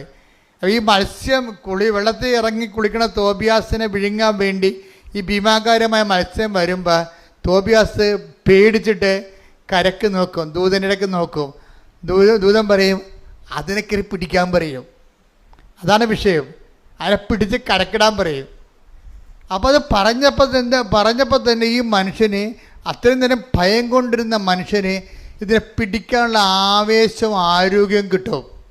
ഒരു പ്രശ്നം ഉടമ്പടിക്കാലത്ത് ഉണ്ടാകുമ്പോൾ ഓർക്കണം, അത് തരണം ചെയ്യാനുള്ള കഴിവ് ദൈവം നിന്നിൽ വളർത്തിയിരിക്കുന്നെന്ന്. കൈയടിക്കട്ടെ, ശ്രദ്ധിക്കട്ടെ. Hallelujah, hallelujah, hallelujah, hallelujah, hallelujah.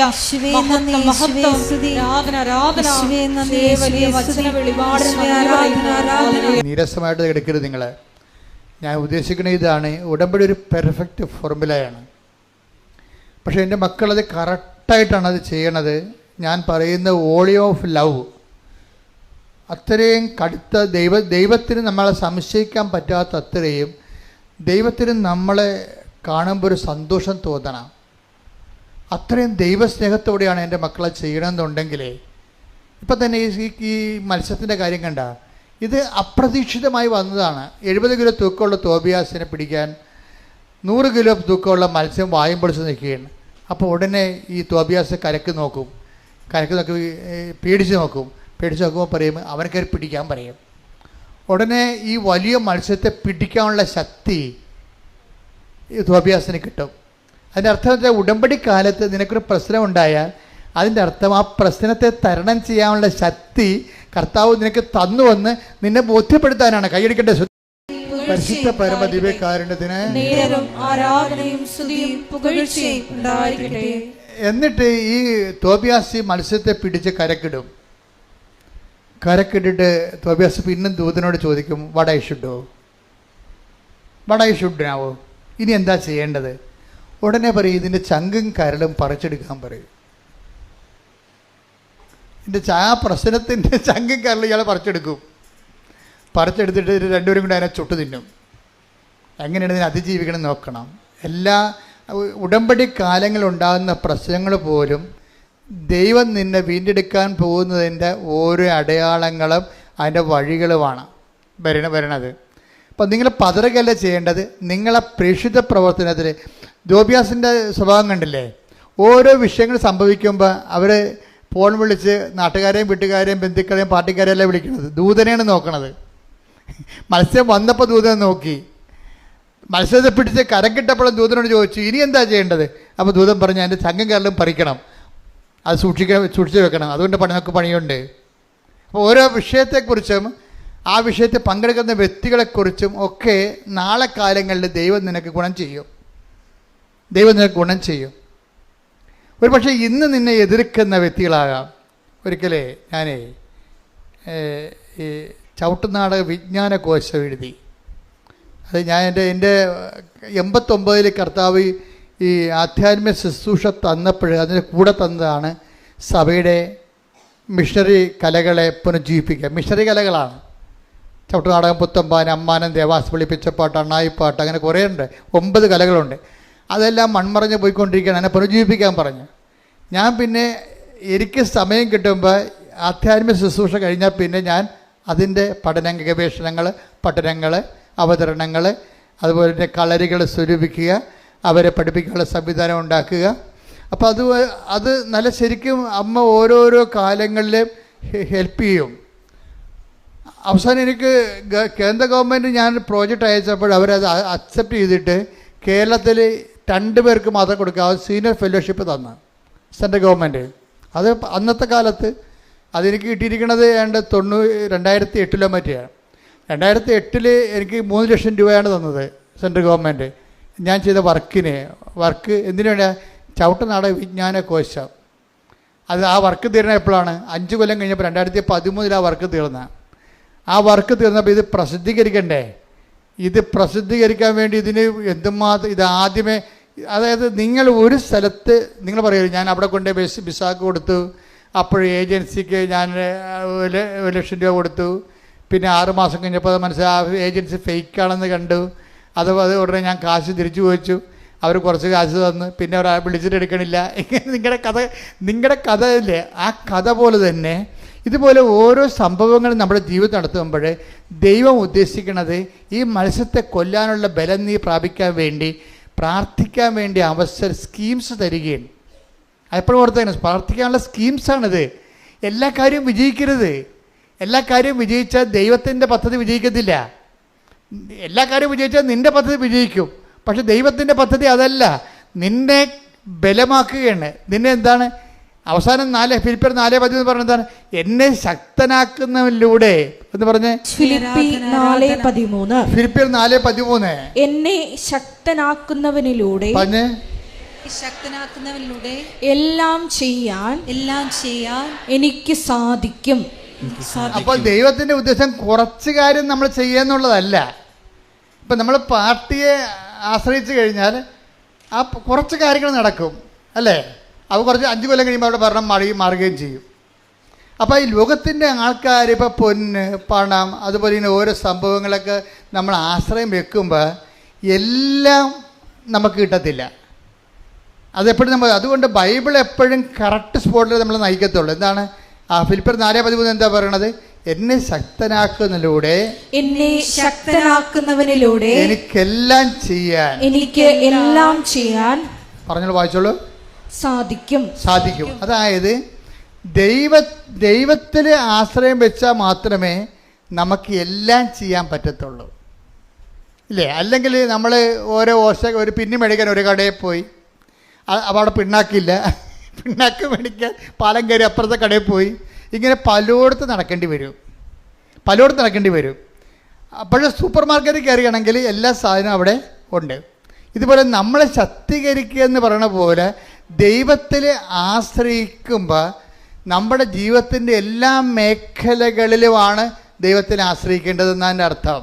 അല്ലാതെ നിങ്ങൾക്ക് പറ്റുന്ന അബദ്ധം, ചില കാര്യങ്ങൾക്ക് ദൈവത്തിൽ ആശ്രയിക്കും, ചില കാര്യങ്ങൾക്ക് നിങ്ങളുടെ ആങ്ങളെ വിളിച്ച് പറയും, അവിടെ സംഭവം തെണ്ടും. അതാണ് പ്രശ്നം. ആങ്ങളൊക്കെ കുറച്ച് ഗുണ്ടാപ്പണിയൊക്കെ ഉള്ളതാണ്, കുറച്ച് കഞ്ചാവ് ബിസിനസ്സൊക്കെ ഉള്ളതാണ്. അമ്മായിയമ്മയുടെ പോരിന് ചില അമ്മായിയമ്മമാരുടെ മേൽമക്കൾ പറഞ്ഞിട്ടില്ലേ, എൻ്റെ ആങ്ങളൊക്കെ നിങ്ങളെ കൊട്ടേഷൻ കൊടുക്കുന്നു പറഞ്ഞിട്ടില്ലേ? ഒരു ദിവസം പത്രത്തെ വന്നാണ്, അമ്മായിയമ്മ മരുമകളും കൂടി അടുക്കള പോര്. അപ്പോൾ ജയിക്കാൻ വേണ്ടി അമ്മായിയമ്മ ഒതുക്കാൻ വേണ്ടി പറഞ്ഞാണ്, എൻ്റെ ആങ്ങളാരാണെന്ന് അറിയാമല്ലോ, കൊട്ടേഷനാണ്, നിങ്ങളെ ഞാൻ കൊട്ടേഷൻ കൊടുക്കുമെന്ന് പറയും. ആരും നിങ്ങളുടെ മകനെ കൊടുക്കുമെന്ന് പറയും.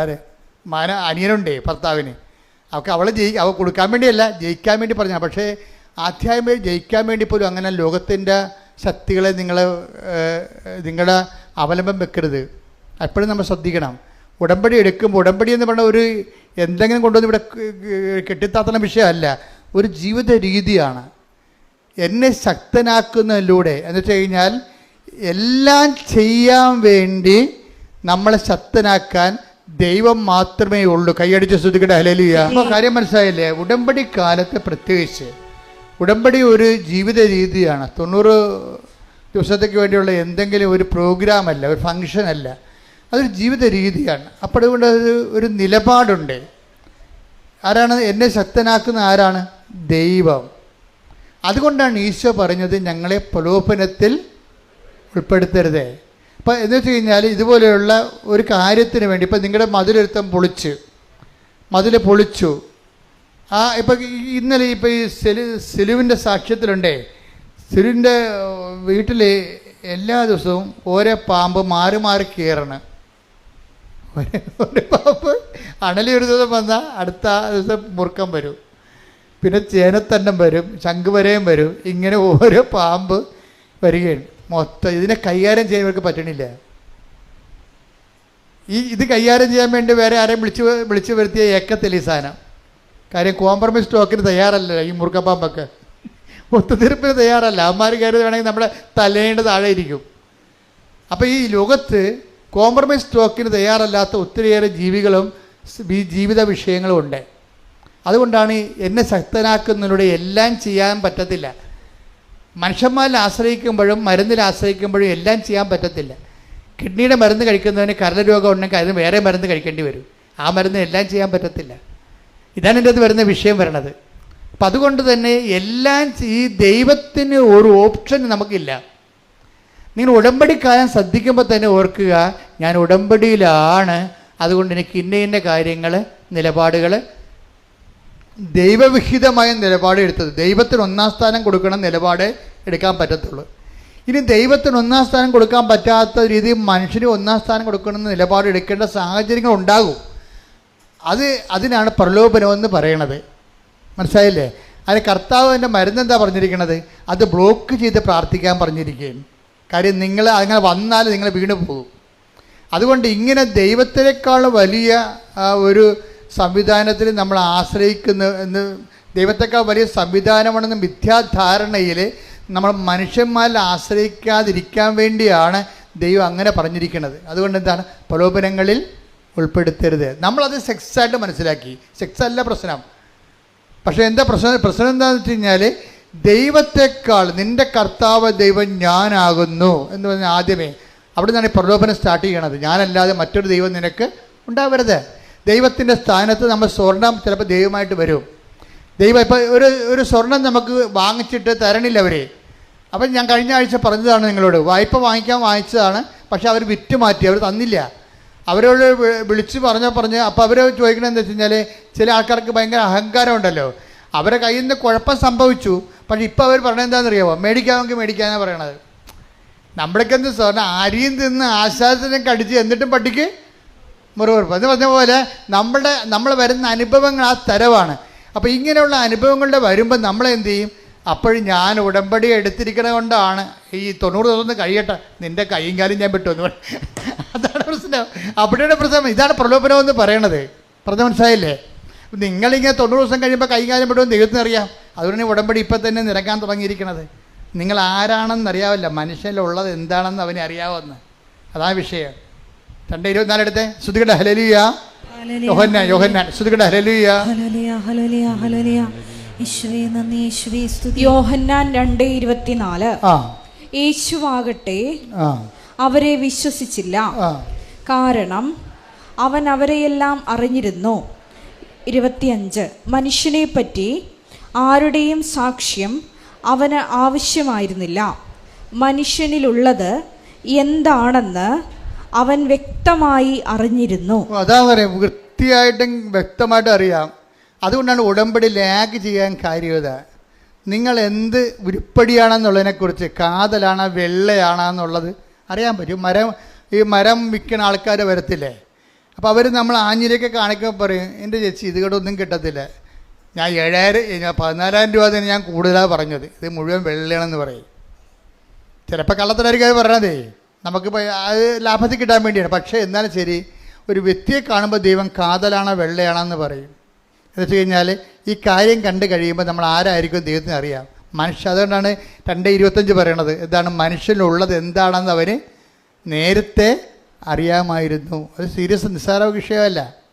അതായത് ഇതുപോലെ ഒരു വിഷയം വന്നു കഴിഞ്ഞാൽ നീ ദൈവത്തെ വിട്ടു നിൽക്കും. ഇപ്പോൾ കഴിഞ്ഞ ദിവസങ്ങളിൽ ഇവിടെ ഒരു ഗോവയെന്ന് ഒരു സഹോദരി വന്ന, അപ്പം ഞാൻ അവരെ പ്രാർത്ഥിച്ചപ്പോൾ എനിക്കെന്ത് പന്തികേട് തോന്നി, നോട്ട് റൈറ്റ് എന്ന് തോന്നി.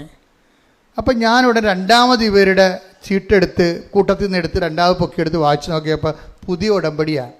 പുതിയ ഉടമ്പടിക്കാർ ചില NRIക്കാരാണെങ്കിൽ ചിലപ്പോൾ എമർജൻസി ആണെങ്കിൽ അവർ 5 കൊല്ലം കഴിഞ്ഞാലേ പിന്നെ വരത്തുള്ളൂ. അവരച്ഛൻ കാണാൻ ചിലപ്പോൾ അവർക്ക് ഈ വിഷയം സീരിയസ് ആണെങ്കിൽ അനുവദിക്കും, വിഷയം സീരിയസ് ആണെങ്കിൽ അനുവദിക്കും. പക്ഷേ ഇവർ ഗോവക്കാരത്തെയാണ്. ഇവർ ചെയ്യേണ്ടതെന്ന് വെച്ച് കഴിഞ്ഞാൽ ഉടമ്പടി എടുത്തിട്ട് ആ ഉടമ്പടി ജീവിക്കണം. ആദ്യം പോയി ഇവർ കത്തോലിക്കരാണെങ്കിൽ പോയി കുമ്പസാരിക്കണം. ആ ഉടമ്പടി ജീവിച്ചിട്ട് 90-ാം പക്കമാണ് തിരിച്ച് വന്നിട്ട് അവർ കാണാൻ പറ്റണമെങ്കിൽ, അത്യാവശ്യമായിട്ട് കാണണമെങ്കിൽ കാണേണ്ടത്. ഇവരങ്ങനെ ഒന്നുമില്ലാതെ നേരെ ഉടമ്പടി എടുത്തിട്ട് നേരെ. അപ്പം ഞാൻ മാനേജറെ വിളിപ്പിച്ച് പറഞ്ഞു, നിങ്ങൾ അവിടെ ചതിക്കാനിരിക്കണമെന്ന് ചോദിച്ചു. എന്താ പ്രശ്നം? അപ്പോൾ അയാൾ എന്നോട് പറയണത്, 2 ദിവസമായിട്ട് അമ്മയും മകളും ഇവിടെ പുറകെ അടക്കുകയാണ്, അച്ഛനെ കാണണമെന്ന് പറഞ്ഞു. അപ്പോൾ കണ്ടാൽ പറ്റപ്പോൾ എന്താ വിഷയം? അപ്പോൾ ഇവിടെ സൂര്യകടായിട്ട് പുള്ളി ചുറ്റുമെടുത്ത് വിടും. അപ്പം ഞാനിവിടെ പിടിച്ചു. എനിക്ക് ആളെ കാണുമ്പോൾ അറിയാൻ പറ്റും പെശകാണോ പെശകല്ല. ഞാൻ ഈ ചീട്ട് 2ാം വായിച്ച് നോക്കിയപ്പോൾ എന്താ പറ്റുമെന്നറിയാമോ? ഇവരെഴുതി വെച്ചിരിക്കുന്ന കാര്യം, ഇവർ ഭർത്താവുമായിട്ട് പിരിഞ്ഞ് താമസിക്കുകയാണ്. എന്നിട്ട് ഇപ്പോൾ 19 കൊല്ലം കഴിഞ്ഞ് അവിടെ മകൻ അവരുടെ ഭർത്താവിൻ്റെ കൂടെയാണ്. അപ്പോൾ ആ മകനെ തിരിച്ചു കിട്ടാൻ വേണ്ടിയാണ് ഉടമ്പടി എടുത്തിരിക്കുന്നത്. എനിക്ക് തോന്നുന്നത് കിട്ടുമെന്ന്. കാര്യം അതിന് കുറേ ചടവ് നിവർത്താനുണ്ട്. കാര്യം ഒന്നാമത്തെ കാര്യം, ആരാണ് ആദ്യം പിരിഞ്ഞതെന്ന് അറിയണം. ഇവളാണ് ഇട്ടച്ചും പോകുന്നത്, അവനാണോ പോകുന്നതെന്ന് അവനാണ് ഇവളെ ഉപേക്ഷിച്ചതെങ്കിൽ തീർച്ചയായിട്ടും നമുക്ക് പ്രാർത്ഥിക്കുമ്പോൾ കർത്താവ് നീതിയുടെ പക്ഷം നിൽക്കും. ഒരു നീതിപക്ഷം ഉണ്ടല്ലോ, നമ്മളുള്ള പ്രകൃതമെല്ലാം കാണിച്ചു കൂട്ടിച്ച് ഇവിടെ ഉടമ്പടി എടുക്കുമ്പോൾ എല്ലാം ഉരുത്തി കണ്ട് വായിലോട്ട് വിഴുങ്ങി തരുന്ന നമ്മൾ ആനക്ക് നമ്മൾ പട്ട കൊടുക്കുമെന്നാണ് വിചാരിക്കണത്. നടക്കത്തില്ല, ഒറ്റ നടക്ക് പോകത്തില്ല. ഒന്നാമത്തേൽ എനിക്ക് അവരോട് സംസാരിക്കാൻ നല്ല തിരക്കായിപ്പോയി, അല്ലെങ്കിൽ ഞാൻ അവരോട് ശരിക്കും സംസാരിച്ചു തരാം. എന്താ കാര്യം വെച്ച് കഴിഞ്ഞാൽ ആ വിഷയം ആദ്യം ചെയ്യേണ്ടത് എന്താണ്? ആര് പറഞ്ഞിട്ടാണ് നീ കൂദാശ ബന്ധം പിരിഞ്ഞത്? നിന്നെ ഉപേക്ഷിച്ചതാണെങ്കിൽ ഓക്കെ, ദൈവത്തെ അറിയാൻ പാലാത്തവർ അങ്ങനെ പല കാര്യം ചെയ്യും. ദൈവത്തെ അറിഞ്ഞിട്ടും അറിയാൻ പാലാതെ നടിച്ചുകൊണ്ട് നിൻ്റെ സൗകര്യത്തിന് വേണ്ടി നീ കൊച്ചിനെ ആ പെങ്കച്ചിനെയും വിളിച്ചുകൊണ്ട് അവളെ പോകുന്നേ. നേരത്തെ ഇപ്പം 19 വയസ്സിലെ ആൺകൊച്ചിനെ കൂടി കിട്ടുന്ന വീട്ടിൽ നിർത്തി വേല എടുപ്പിക്കാൻ വേണ്ടി വിളിക്കുകയാണ്. കുറച്ച് കഴിഞ്ഞപ്പോഴാണ് ഒരു അരിശം കൊണ്ട് ആറ്റിച്ചാടുന്നവരെ വേറെ പല അരിശം എടുത്താൽ പിന്നെ അവിടെ പോകാൻ പറ്റത്തില്ല. ഇപ്പോഴെന്ത് 19 വയസ്സിൽ ആ പയ്യനെ കിട്ടണമെന്ന് പറയുകയാണ്. അതിനകത്ത് നീതി ഉണ്ടോ എന്ന് അറിയത്തില്ല. അവനാണ് ഇവളെ ഉപേക്ഷിച്ചെന്നുണ്ടെങ്കിൽ തീർച്ചയായിട്ടും നമുക്ക് അതിൻ്റെ അകത്തൊരു സ്കോപ്പുണ്ട്. പക്ഷേ അല്ലെങ്കിൽ സ്കോപ്പില്ലെന്ന് വെച്ച് കഴിഞ്ഞാൽ ഇവർ ഏകപക്ഷീയമായിട്ട് ഇറങ്ങിപ്പോകുന്നതാണ്, കൊച്ചിനെയും വിളിച്ചുകൊണ്ട് പോകുന്നതാണെങ്കിൽ സ്കോപ്പില്ല അതിൻ്റെ അകത്ത്. ഇനി ഇവിടെ സ്കോപ്പ് ഉണ്ടായിട്ട് നമ്മൾ എന്തെങ്കിലും തരത്തിൽ അയാൾക്ക് മനസ്സലിഞ്ഞ് ചിലപ്പോൾ ഈ കൊച്ചിനെ നിന്നെ അമ്മയ്ക്ക് നിനക്ക് ഇഷ്ടമുള്ള പോകാമെന്ന് അവൻ പറഞ്ഞാൽ പോലും ദൈവത്തിരുസന്നിധിയിൽ ഈ സംഭവം ഇങ്ങനെ കിടക്കും.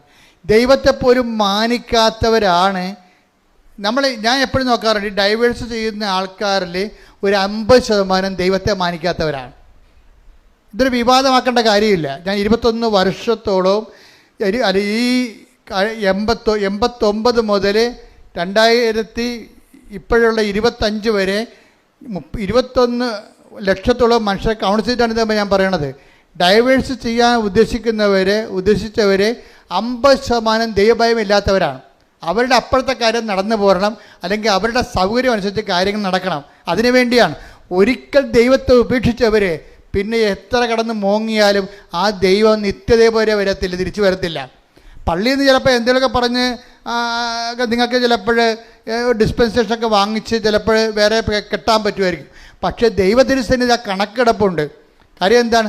നീ അന്ന് അമ്മ പറഞ്ഞു, ഇന്നിപ്പോൾ അമ്മ ജീവിച്ചിരിപ്പില്ല, അത് നിന്നെ ചട്ടക്കയറ്റിയ ആൻറ്റിമാരിന്ന് ജീവിച്ചിരിപ്പില്ല, അതിലെല്ലാം ചത്ത് തവള ചാണ പോലെ ചത്ത് ജീവിതത്തിൽ ഒരു പൊടിയാട് കിടപ്പുണ്ട്.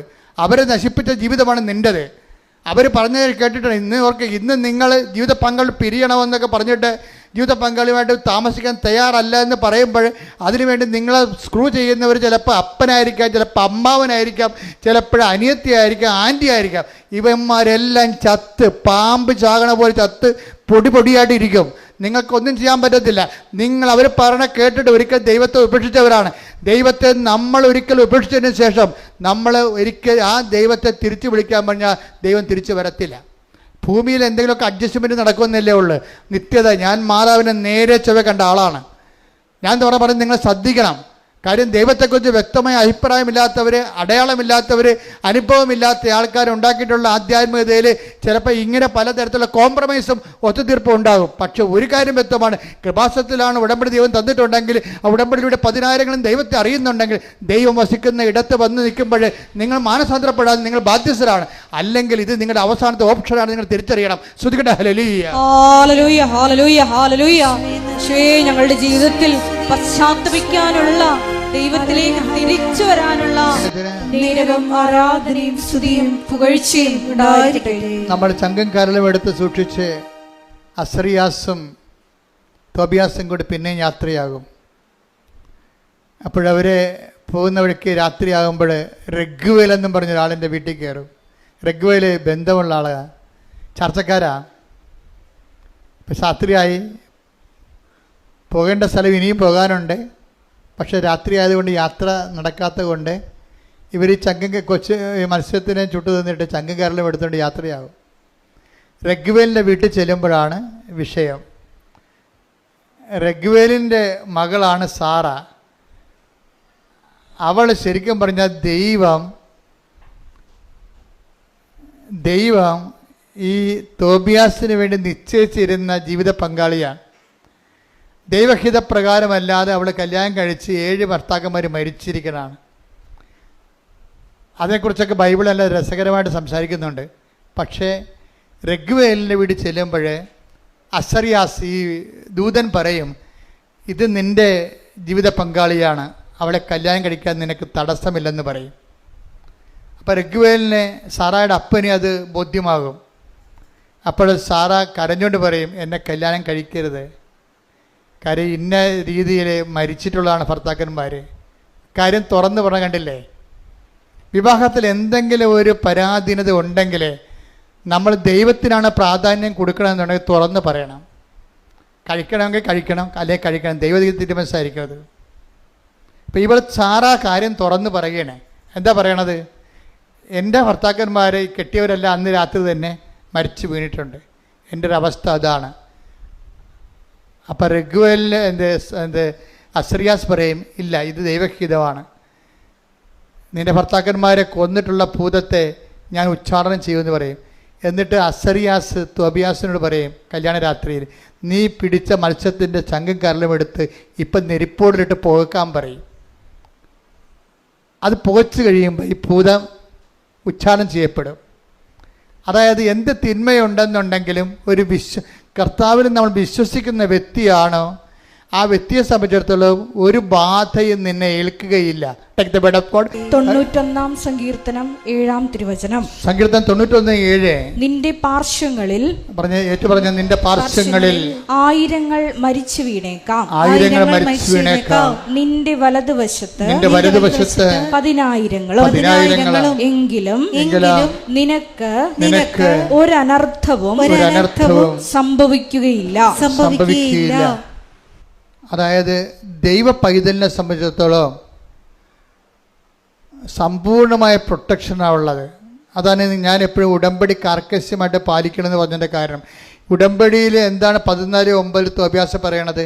കർത്താവിൻ്റെ നിയമവും കർത്താവിൻ്റെ പ്രമാണങ്ങളും പ്രവാചക ഗ്രന്ഥങ്ങളും അനുസരിച്ച് ജീവിക്കുന്നതിൻ്റെ ജീവിതം മത്സ്യം വിഴുങ്ങാൻ വന്നാലും, അതുപോലെ തന്നെ പിശാച് ഭർത്താക്കന്മാരെ കൊല്ലുന്ന സ്ത്രീയെ കല്യാണം കഴിച്ചാലും ദൈവത്തിൻ്റെ ഒരു സംരക്ഷണം ഉണ്ടാകും. അതായത് ഉടമ്പടി നമുക്ക് നൽകുന്ന സംരക്ഷണം നിസ്സാരമല്ല. സെലുവിൻ്റെ സാക്ഷ്യത്തിൽ കേൾക്കുന്നത് എന്താണ്? അണലി ഒരു ദിവസം, രണ്ടാമത്തെ ദിവസം ശംഖ് വരെയും, മൂന്നാമത്തെ ദിവസം മൂർക്കരിങ്ങനെ കയറി ഇറങ്ങിപ്പോവുകയാണ്.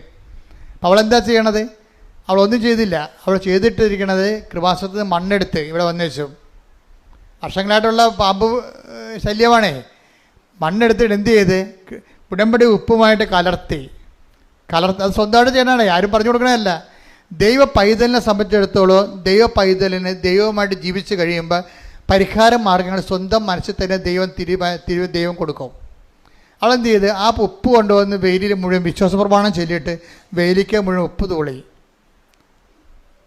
കാര്യം വെച്ചാൽ അവർക്ക് ആപ്പടെ 5 സെൻറ്റ് സ്ഥലമേ ഉള്ളൂ, ചുറ്റോടിയിട്ടുള്ള കാടാണ്. അത് നാട്ടുകാരുടെ പുരയിടമാണ്. ആ നാട്ടുകാർ ഇവിടുന്ന് ഇവിടെയെങ്കിലും ഇല്ല. അപ്പോൾ അവരുടെ കാട് വെട്ടാനും പറയത്തില്ല. നമ്മളെ കയറി വെട്ടിയാൽ കേസും ആകും. പാമ്പാണെങ്കിൽ പാമ്പിന് പുരയിടത്തെക്കുറിച്ച് ഒരു ഐഡിയയും ഇല്ലാത്ത കാരണം പാമ്പ് ഇതിൻ്റെ പേരിൽ കാട്ടിൽ നിന്ന് കയറണ പോലെ നമ്മുടെ വീട്ടിൽ കയറി കൊണ്ടിരിക്കുകയാണ്. എന്തൊരു ഗതികെട്ട ജീവിതമാണെന്ന് നോക്കിയേ. അപ്പോൾ അവൾ ചെയ്തിരിക്കണത് എന്താണ്? അവൾ ഉടമ്പടി ജീവിച്ചിട്ട് മണ്ണ് വാരി കൊണ്ടുപോയിട്ട് ഉപ്പുമായിട്ട് കലർത്തിയിട്ട് വിശ്വാസപ്രമാണം ചൊല്ലിയിട്ട് വെയിൽ 4 അതിരിനും വിശ്വാസപ്രമാണം ചൊല്ലി ഇത് പ്ലേസ് ചെയ്യും. ഇതാണ് വിശ്വാസ പ്രയോഗം എന്ന് പറയണത്. എന്നിട്ട് എന്ത് ചെയ്യും?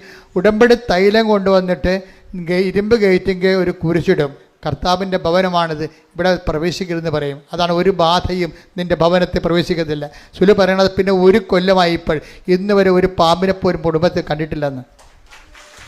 ഹല്ലേലൂയ ഹല്ലേലൂയ സ്തുതിക്കട്ടെ, ഹല്ലേലൂയ ഹല്ലേലൂയ സ്തുതിക്കട്ടെ, ഹല്ലേലൂയ ആരാധന ഹല്ലേലൂയ ഹല്ലേലൂയ ഹല്ലേലൂയ ആരാധന പരിശുദ്ധ പരമ ദിവ്യകാരുണ്യത്തിന് നീരവും ആരാധനയും സ്തുതിയും പുകഴ്ചയും ഉണ്ടാകട്ടെ. അതായത് ഒരു വ്യക്തി വിശ്വാസത്തെ വളർന്നു കഴിയുമ്പോൾ ഇത്രയും നാൾ കൈകാര്യം ചെയ്യാൻ പാടില്ല വിഷയമൊക്കെ വെറുതെ പുഷ്പം പോലെ കൈകാര്യം ചെയ്യണം. അത് കാര്യം എന്താണ്? ഇവളിപ്പോൾ അതോറിറ്റിയായി, ഉടമ്പടിയുടെ ഒരു ഉടമസ്ഥതയായി. നമ്മൾ ഉണക്ക ഉടമ്പടിയെക്കുറിച്ചും അതുപോലെ തന്നെ ഫ്രഷ് അതിൻ്റെ ഉടമ്പടിയെക്കുറിച്ചൊക്കെ പറയുമ്പോഴും ഉടമ്പടിയുടെ ഒരു ഉടമസ്ഥൻ ഉടമ്പടിയുടെ ഒരു ഉടമസ്ഥ എന്ന് പറയുന്നത് ഒരു സ്റ്റാറ്റസാണ്. ശരിക്കും പറഞ്ഞാൽ ഒരു പദവിയാണ്. എന്താണ് നിൻ്റെ പദവി എന്ന് ചോദിച്ചാൽ ദൈവതിരുസേനെ പറയണം, ഞാൻ ഉടമ്പടിയുടെ ഉടമസ്ഥയാണെന്ന് പറയണം. എന്താ കാര്യം? ഉടമ്പടിയിലൂടെയാണ് ഞാൻ ജീവിക്കണത്.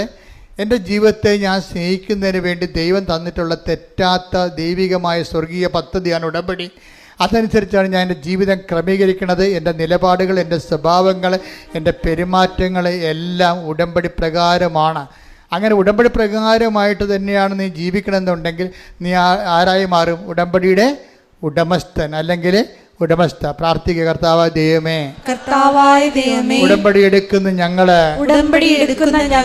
ഉടമ്പടി ജീവിതത്തിന്റെ ഉടമസ്ഥരാകാൻ അഭിഷേകം ചെയ്യണമേ. ശ്രദ്ധിക്കട്ടെ, വേറൊരു പെണ്ണുകൂടി കയറി വരണേ. തോബിത്താണ് അപ്പൻ.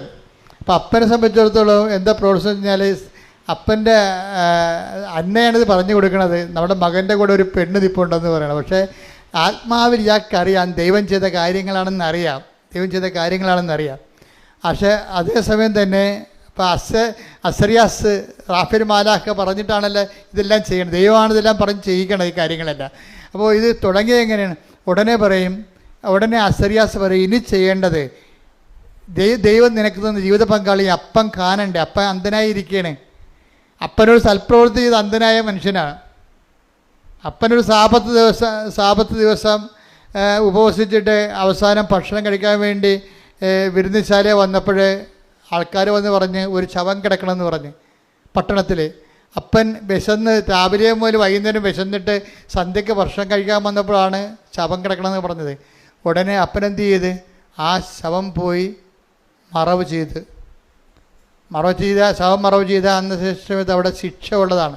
പക്ഷേ ദൈവത്തിൻ്റെ പേരിൽ സൽപ്രവൃത്തിയാണ് ശവം മറവ് ചെയ്യണമെന്ന് ഉള്ളത് കൊണ്ടാണ് ആ മനുഷ്യൻ അതിനെ മറവ് ചെയ്തിട്ട് തിരിച്ചു വന്നത്.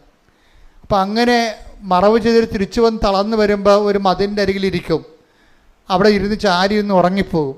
അപ്പം മതിരെ വന്നിരുന്ന കുഞ്ഞാറ്റക്കിളികൾ കാട്ടിച്ചിട്ട് ഇയാൾ കണ്ണീ വീഴും, കണ്ണ് കാഴ്ച പോകും. അപ്പോൾ സൽപ്രവൃത്തി ചെയ്തിട്ട് പണി മേടിച്ച ആളാണ് ഇയാൾ. നിങ്ങൾ ഓർക്കണം, ദൈവത്തിൻ്റെ പൈതലാണ്, ദൈവത്തിൻ്റെ നീതിമാനാണെങ്കിൽ സംഭവിക്കുന്നതെല്ലാം ദൈവത്തിന് നിശ്ചയപ്രകാരം ദൈവത്തിൻ്റെ ഉപരി മഹത്വത്തിനായിരിക്കും. ഇപ്പോഴും അന്ധനായ അപ്പൻ്റെ അടുത്ത് മകൻ കല്യാണം കഴിച്ചുകൊണ്ട് ജീവിത പങ്കാളിയുമായിട്ട് വരുമ്പോൾ അപ്പോഴും അസ്തറിയാസമുണ്ട്, വിട്ടുമാറാതെ.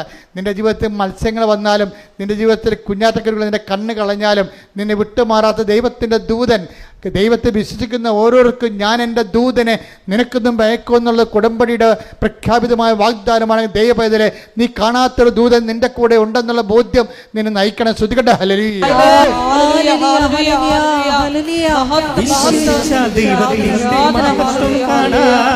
പ്രാർത്ഥിക്കുമ്പോൾ ദൈവത്തിന്റെ പ്രവൃത്തി കാണാം, ആരാധിച്ചാൽ ദൈവത്തിന്റെ വിടുതൽ കാണാം, ആശ്രയിച്ചാൽ ദൈവത്തിന്റെ കരുതൽ കാണാം, വിശ്വസിച്ചാൽ ദൈവത്തിന്റെ മഹത്വം കാണാം.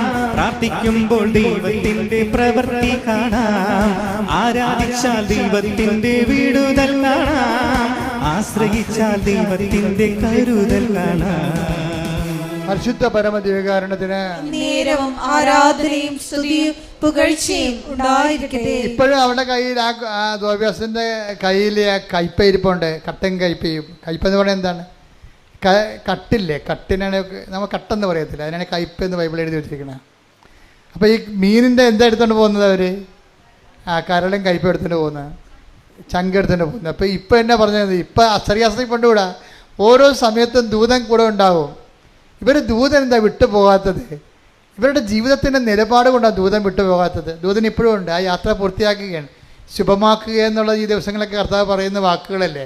ഇവിടെ യാത്രയുടെ ശുഭം കണ്ട, അതായത് ഇപ്പോഴും അസറിയാസ് പറയും, ഇനി നീ അന്ധനായ അപ്പൻ്റെ കണ്ണിലേക്ക് ആ കയ്പ പിഴിഞ്ഞൊഴിക്കാൻ പറയും. 11:7-8 റഫായേൽ പറഞ്ഞു, തോബിയാസ് നിന്റെ പിതാവിന് കാഴ്ച ലഭിക്കുമെന്ന് എനിക്കറിയാം.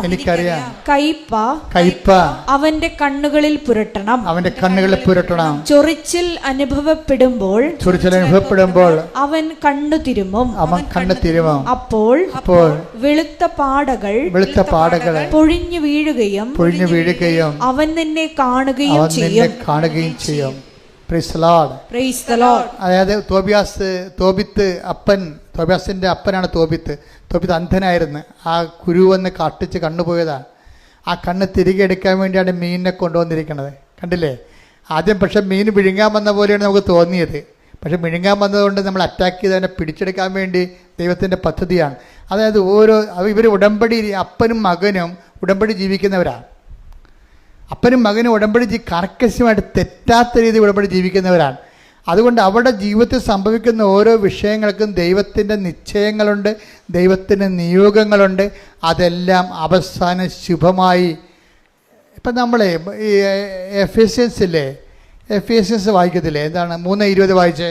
നമ്മിൽ പ്രവർത്തിക്കുന്ന ശക്തിയാൽ, ഒന്ന് പറഞ്ഞേ, നമ്മിൽ പ്രവർത്തിക്കുന്ന ശക്തിയാൽ നാം ചോദിക്കുന്നതിലും ആഗ്രഹിക്കുന്നതിലും വളരെ കൂടുതൽ ചെയ്തു തരാൻ കഴിയുന്ന അവിടുത്തേക്ക് സഭയിലും യേശുക്രിസ്തുവിലും തലമുറകളോളം എന്നേക്കും മഹത്വമുണ്ടാകട്ടെ. ആമേൻ. പക്ഷെ പോയതെന്തിനാണ്? കടം മേടിക്കാൻ തിരിച്ചു, ആ വെള്ളി ഏൽപ്പിച്ച് തിരിച്ചു വാങ്ങിക്കാൻ പോയതാണ്. എന്തെല്ലാം കിട്ടിയെന്ന് നോക്കിയാൽ എൻ്റെ ഇടയ്ക്ക് എന്തെല്ലാമാണ് കിട്ടിയിരിക്കുന്നത് നോക്കിയേ. അതായത് തോബിയാസിന് ജീവിത പങ്കാളിയെ കിട്ടി, അതേസമയം തന്നെ അപ്പൻ്റെ കണ്ണ് തെളിഞ്ഞു. ഇതെല്ലാം ഇടയ്ക്ക് സംഭവിക്കുന്ന വിഷയങ്ങളിലൂടെയാണ്. അതുകൊണ്ട് തന്നെയാണ് ഉടമ്പടിയുടെ കാർക്കശ്യങ്ങളിൽ ഒത്തുതീർപ്പില്ലാതെ നിങ്ങൾ എന്ത് ഉടമ്പടി ചെയ്യുമ്പോഴും അത് എപ്പോഴും ശ്രദ്ധിക്കേണ്ട കാര്യമാണ്. എന്താണ്? കർത്താവ് ചോദിക്കുന്ന ഒരേ ഒരു ചോദ്യമുണ്ട്. എന്താണ്? ഇവരെക്കാൾ അധികമായി. എന്തിനാണ് നിങ്ങൾ ഉടമ്പടി എടുത്തിരിക്കണം ചോദിച്ചു കഴിഞ്ഞാൽ ഒറ്റ ഉത്തരവേ ഉള്ളൂ. ടേക്ക് ദി ബെഡ് ഫോർ ശ്രുതികട ഹല്ലേലൂയ ഹല്ലേലൂയ ഹല്ലേലൂയ. യോഹന്നാൻ 21:15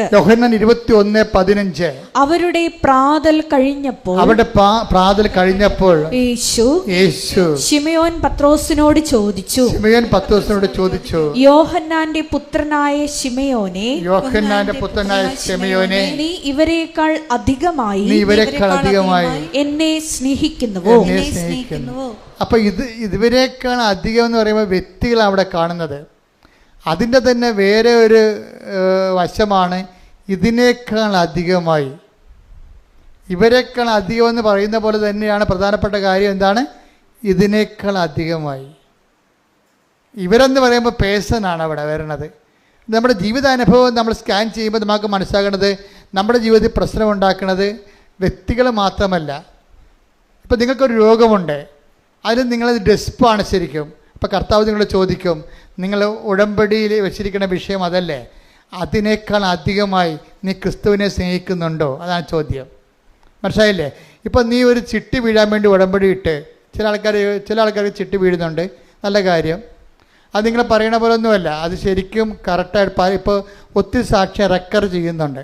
അപ്പോൾ അത് ദൈവികമായ ഇടപെടലുണ്ടെന്ന് നമുക്ക് മനസ്സിലാക്കാം. കാര്യം ഒരു മനുഷ്യൻ്റെ കണ്ണുനീര് അതുകൊണ്ടാണ് തുടക്കണമെങ്കിൽ ദൈവം കൈ നീളുമെന്ന് പറഞ്ഞ ഉറപ്പാണ്.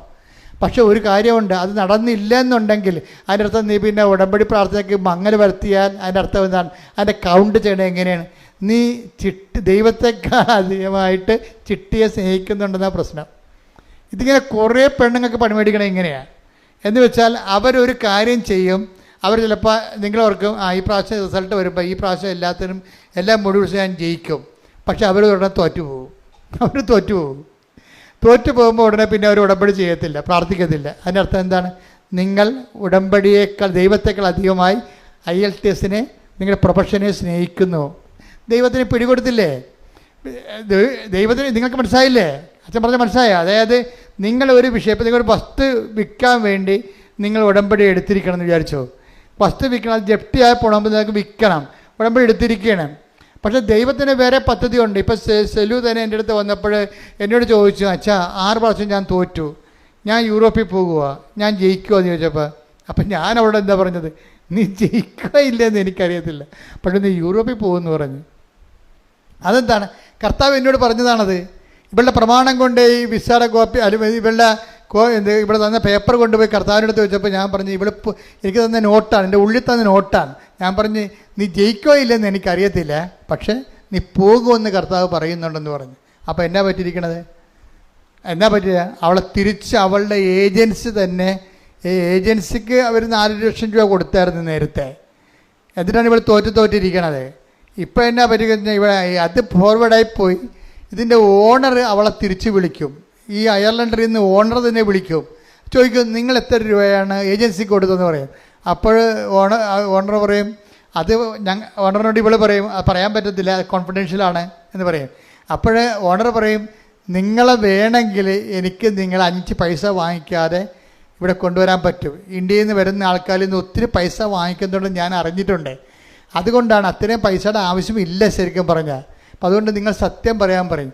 ഉടനെ അവർ പറയും, ഞാൻ 15 ലക്ഷം ഏജൻസിക്ക് കൊടുത്തു, 5 ലക്ഷം പ്രോസസ്സിങ് ചാർജ് 20 ലക്ഷം എന്ന് പറയും. ഉടനെ ഓണർ പറയും, എൻ്റെ ഫേമിലാണ് നിങ്ങൾ വർക്ക് ചെയ്യണത്, 5 പൈസ അടക്കണ്ട, നിങ്ങൾക്ക് വിസ ഫ്രീ ആയിട്ട് തരാമെന്ന് പറയും. നോക്കിയേ, വിഷയം കണ്ടില്ല, ഒരു IELTS ഇല്ല, പരീക്ഷയില്ല, ഒന്നുമില്ല, പൈസ ഇല്ല. അമ്മ റിക്രൂട്ട് ചെയ്യുമ്പോഴുണ്ടല്ല, ഡയറക്റ്റ് റിക്രൂട്ട്മെൻറ്റാണ്. അതുകൊണ്ടാണ് ഇവളോട് ഞാൻ പറയണത്, നീ പോകുമോ, നീ ജയിക്കുമോ ഇല്ലയോ എന്ന് എനിക്കറിയത്തില്ല, പക്ഷെ നീ യൂറോപ്പിൽ പോയിരിക്കും. അപ്പോൾ അത് സെറ്റായി കഴിഞ്ഞപ്പോൾ അവൾ ചിന്തിച്ച് മാതാവിൻ്റെ അടുത്ത് വന്ന് അവൾ പറഞ്ഞു, അമ്മേ ഞാൻ 5 ലക്ഷം കൊടുത്തല്ലോ, എനിക്ക് വേണ്ടി ചില പ്രോസസ്സിങ്ങിന് വേണ്ടി 2.5 ലക്ഷം ചിലവായി കാണും. അപ്പോൾ 2.5 ലക്ഷത്തിൽ നിന്ന് 1 ലക്ഷം എനിക്ക് തിരിച്ചു തന്നാൽ എനിക്ക് കുറച്ച് പർച്ചേസ് നടത്താൻ പറ്റുമല്ലോ. നമുക്ക് മനസ്സിൽ വരുന്ന കാര്യം വന്നതുപോലെ അങ്ങ് പറയണം. അവളോട് എന്നിട്ട് ഉടനെ പഴയ ഏജൻസി 5 ലക്ഷം മേടിച്ച ഏജൻസിയോട് പറയും, എനിക്കിങ്ങനെ അവിടുന്ന് ഫ്രീ വിസ തന്നു, ഞാൻ പോവുകയാണ്, എനിക്ക് എൻ്റെ പൈസ അത്രയും ചിലവായില്ലെങ്കിൽ 1 ലക്ഷം രൂപ എനിക്ക് തരാമെന്ന് ചോദിക്കും, തിരിച്ചു തരാമെന്ന് ചോദിക്കും. 5 ലക്ഷം രൂപ ചിലവായില്ലെങ്കിൽ 1 ലക്ഷം രൂപ എനിക്ക് തിരിച്ചു തരാൻ പറ്റുമെന്ന് ചോദിച്ചപ്പോൾ അയാൾ എന്ത് പറയുന്നറിയാമോ, മേഡം ഇതിനകത്ത് പ്രശ്നങ്ങളൊന്നുമില്ല, എനിക്ക് 1.5 ലക്ഷം രൂപയെ പ്രോസസ്സിങ് ആയിട്ടുള്ളൂ, ബാക്കി 3.5 ലക്ഷം രൂപ എൻ്റെ കയ്യിലുണ്ട്, അത് നിങ്ങൾക്ക് തിരിച്ചു തരാമെന്ന് പറയും. അത് മദർ ഇടപെട്ടുമ്പോൾ വിഷയമെല്ലാം മാറും. ചിലർ വരുമ്പോൾ ചരിത്രം വഴിവാന്ന് മദർ ഇടപെടുമ്പോൾ മൊത്തം വിഷയങ്ങൾ മാറുകയും. അതുകൊണ്ടാണ് ഞാൻ നിങ്ങളോട് പറഞ്ഞത്, നിങ്ങളിങ്ങനെ ചതഞ്ഞും നനഞ്ഞ് ഉണങ്ങി നിൽക്കരുത്. നിങ്ങൾ കൃത്യമായിട്ട് ഉടമ്പടി ഒരു ജീവിത രീതിയായിട്ട് എടുത്തിട്ട് ദൈവത്തിനൊന്ന് ബോധ്യപ്പെടുത്തണം. എന്താ കാര്യം, ഞാൻ സത്യസന്ധമായിട്ടാണ് ഉടമ്പടി ജീവിക്കണത്. ഈ 90 ദിവസത്തേക്ക് വേണ്ടിയുള്ള അഭ്യാസമൊന്നുമല്ല, എൻ്റെ ജീവിതകാലം മുഴുവൻ ഞാൻ ഇങ്ങനെ ജീവിക്കാൻ ആഗ്രഹിക്കുന്നുവെന്ന് പറഞ്ഞാൽ അന്ന് മുതൽ ഈ വിഷയം ക്ലിയർ ആകും. എന്താ കാര്യം വെച്ച് കഴിഞ്ഞാൽ ഇത് ഒരു ജീവിത രീതിയാണ്. ഇത് അങ്ങനെ ജീവിത രീതിക്ക് വെല്ലുവിളിയുള്ളവരെ സംബന്ധിച്ചിടത്തോളം അവരുടെ കാര്യം. പക്ഷേ പറ്റുന്നവരെല്ലാവരും, കാര്യം ഇതിനേക്കാൾ മെച്ചമായ ഒരു ക്രിസ്ത്യൻ ലൈഫ് സാധാരണ മനുഷ്യൻ സാധ്യമാണെന്ന് ചോദിച്ചു കഴിഞ്ഞാൽ എനിക്ക് ഇന്ന് വരെ പരിചയമില്ലെന്ന് മാത്രമേ എനിക്ക് ഉത്തരവായിട്ട് പറയാൻ പറ്റത്തുള്ളൂ. എന്താ കാര്യം, ഇത് അത്ര കണ്ട് മഹത്തരമായ ശ്രേഷ്ഠമായ ജീവിതമാണ്. ഇത് നിന്നെ ദൈവം തന്നെ ഈ വിളിയിലോട്ട് നിന്നെ വിളിച്ചിരിക്കുകയാണ്. ദൈവം തന്നെ നിന്നെ വിളിച്ചിരിക്കുകയാണ്. കാര്യം എന്താണ്, നീ ഇതിനുള്ള സാധ്യതയുള്ള ജന്മമായിട്ട് ദൈവത്തിന് തോന്നിയിട്ടുണ്ട്. അതുകൊണ്ട് ദൈവത്തിന് നിന്നെ അർപ്പിച്ച വിശ്വാസം നീ കളങ്കപ്പെടുത്താതെ നീ പറ്റുന്നത്രയും ദൈവത്തോട് ഒപ്പിച്ച് സുവിശേഷ സാക്ഷിയായി ജീവിക്കാൻ വേണ്ടി ഇടിമുഴക്കം പോലെ സ്തുതിക്കട്ടെ. ഹല്ലേലൂയ, സ്തുതിച്ചുകൊണ്ടേയിരിക്കണം. കർത്താവിൻ്റെ കൃപ നിങ്ങളിലേക്ക് ആവശ്യിക്കപ്പെടുകയും നിങ്ങൾക്ക് ഈ വിഷയത്തിൽ സാക്ഷ്യം പറയാൻ സാധിക്കുകയും ചെയ്യും. മനുഷ്യൻ്റെ കണ്ണുനീരിന് പരിഹാരം ഉണ്ടാക്കാൻ വേണ്ടിയാണ് ദൈവം ഈ കുഞ്ഞു സ്ഥാപനം സൃഷ്ടിച്ചിരിക്കുന്നത്. 10,000-കണക്കിന് സാക്ഷികളുടെ പിൻബലം നമുക്കുണ്ട്. അതുകൊണ്ട് തന്നെ നീ അച്ഛൻ എന്നോട് പറഞ്ഞിട്ടുള്ള വചനങ്ങൾ, എന്നിലൂടെ ദൈവം നിനക്ക് വെളിപ്പെടുത്തി തന്നിട്ടുള്ള വചനങ്ങൾ അനുസരിച്ച് ജീവിക്കാൻ വേണ്ടി കണ്ണുനീരോടെ നീ പ്രാർത്ഥിച്ചാൽ മാത്രം മതി. അതുപോലെ തന്നെ ഉടമ്പടി എന്താണോ അതിൻ്റെ ആത്മാവനുസരിച്ചുകൊണ്ട് ജീവിക്കാനുള്ള പ്രത്യേകമായ കൃപയാൽ ദൈവം നിന്നെ അഭിഷേകം ചെയ്യട്ടെ. ശ്രദ്ധിക്കട്ടെ. Hallelujah, hallelujah, hallelujah, hallelujah, hallelujah. മഹത്വം, മഹത്വം, ആരാധന, ആരാധന. Hallelujah, hallelujah. പിൻകഴുത്ത് ഉന്തിയിരിക്കുന്ന അവരെ സമർപ്പിച്ച് പ്രാർത്ഥിക്കും. അവർ പ്രാർത്ഥനയുടെ പരിധി വന്നിട്ടുണ്ട്.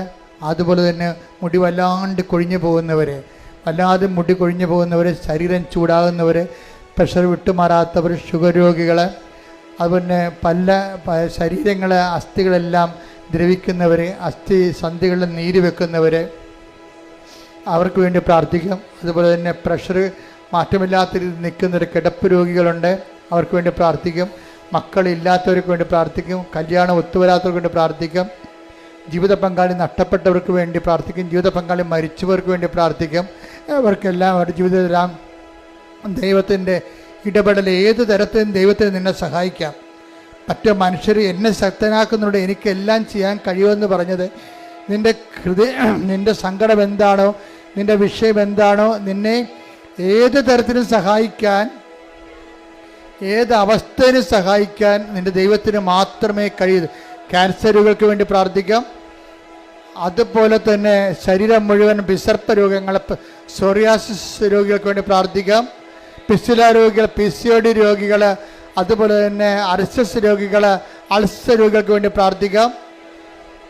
എല്ലാ രോഗികൾക്ക് വേണ്ടി പ്രാർത്ഥിക്കുന്ന സമയം, അതുപോലെ തന്നെ ജോലി ഇല്ലാത്തവർ, ജോലി അന്വേഷിക്കുന്നവർ, ഓരോരോ പേപ്പറുകൾ, രേഖകൾ അന്വേഷിക്കുന്നവർ, കാത്തിരിക്കുന്നവർ, പരീക്ഷയുടെ റിസൾട്ടുകൾ കാത്തിരിക്കുന്നവർ, വസ്തു വിൽക്കാനുള്ളവർ, വസ്തു വാങ്ങാനുള്ളവർ, വീട് വിൽക്കാനുള്ളവർ, വീട് വെക്കാനുള്ളവർ, വീടിന് സമാധാനം ഇല്ലാത്തവർ, എല്ലാ മേഖല പൈശാചിക ബന്ധങ്ങൾ അഴിഞ്ഞു പോകാൻ വേണ്ടി പ്രാർത്ഥിക്കും. ഇട്ടുമുഴുക്കാൻ പോലെ സ്തുതിക്കട്ടെ.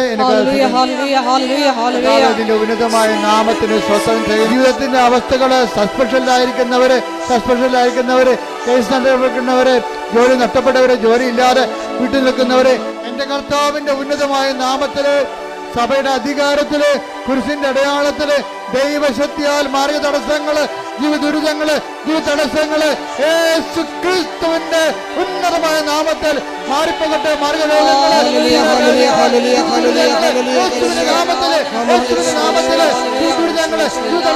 ഓപ്പറേഷൻ കഴിഞ്ഞതാണ് എങ്കിലും അവിടെ പഴുപ്പൊന്നുമില്ല, പക്ഷെ വേദന ഉണ്ട്.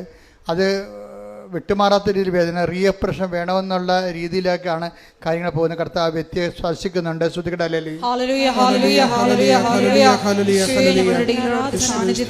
ശത്രുത കനപ്പിച്ച് ഇപ്പോഴും കൊണ്ട് നടക്കുന്നുണ്ട്.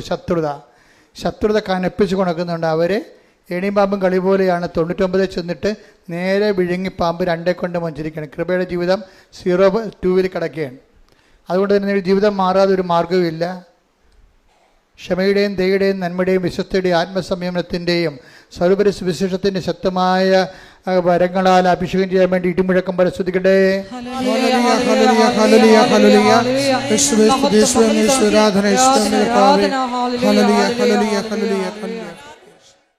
സമാപന ആശീർവാദം.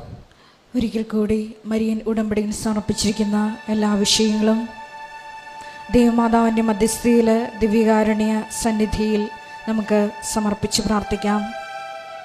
എഫേസ്യൻസ് 3:20 തിരുവചനത്തിലൂടെ നമുക്ക് പ്രാർത്ഥിക്കാം.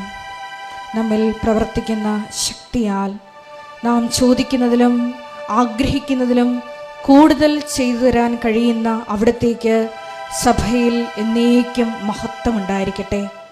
ഈശോയെ, ഇന്നത്തെ ഉടമ്പടി ആരാധനയിലൂടെ നീ ഞങ്ങളോട് സംസാരിക്കുകയായിരുന്നു. നമ്മളെ വിഴുങ്ങാൻ വരുന്ന പ്രശ്നങ്ങളെല്ലാം ദൈവത്തിൻ്റെ ശക്തി അധികമായി നമ്മിൽ പ്രവർത്തിച്ച് വൻ കാര്യങ്ങൾ നമ്മിൽ ചെയ്യാനുള്ള ദൈവത്തിൻ്റെ പദ്ധതികളാണെന്ന് നീ വെളിപ്പെടുത്തി തരികയായിരുന്നു. എന്നെ ശക്തരാക്കുന്നവരിലൂടെ എല്ലാം ചെയ്യാൻ എനിക്ക് സാധിക്കുമെന്ന തിരുവചനത്തിൻ്റെ ആ വലിയ അഭിഷേകം ഞങ്ങളുടെ ജീവിതത്തിലെ എല്ലാ പ്രതിസന്ധി ഘട്ടങ്ങളിലും പ്രശ്നമേഖലകളിലും ഉണ്ടാകുവാൻ കരുണയാകണമേ എന്ന് പ്രാർത്ഥിച്ചുകൊണ്ട് ശിരസ് നമിച്ച് നമുക്ക് ദിവ്യകാരുണ്യനാഥൻ്റെ ആശീർവാദം സ്വീകരിക്കാം.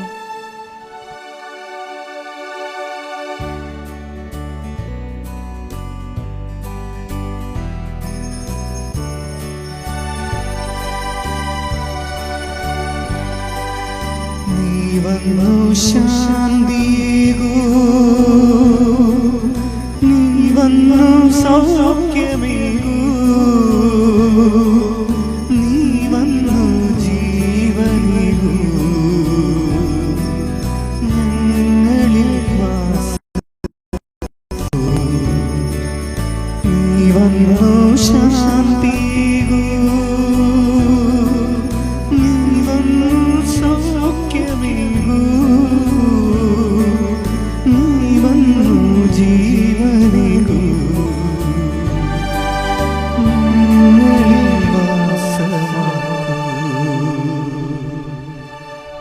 പരിശുദ്ധ പരമ ദിവ്യകാരുണ്യത്തിന്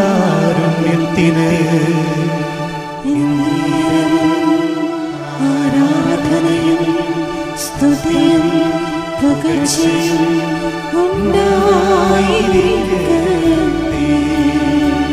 പരിശുദ്ധ പരമ ദിവ്യകാരുണ്യത്തിന്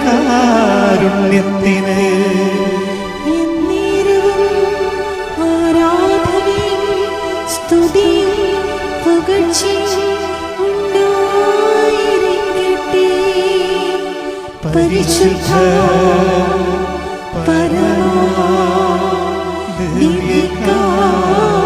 ദിവ്യകാരുണ്യത്തിന് എന്നേരവും ആരാധനയും സ്തുതിയും പുകഴ്ചയും ഉണ്ടായിരിക്കട്ടെ.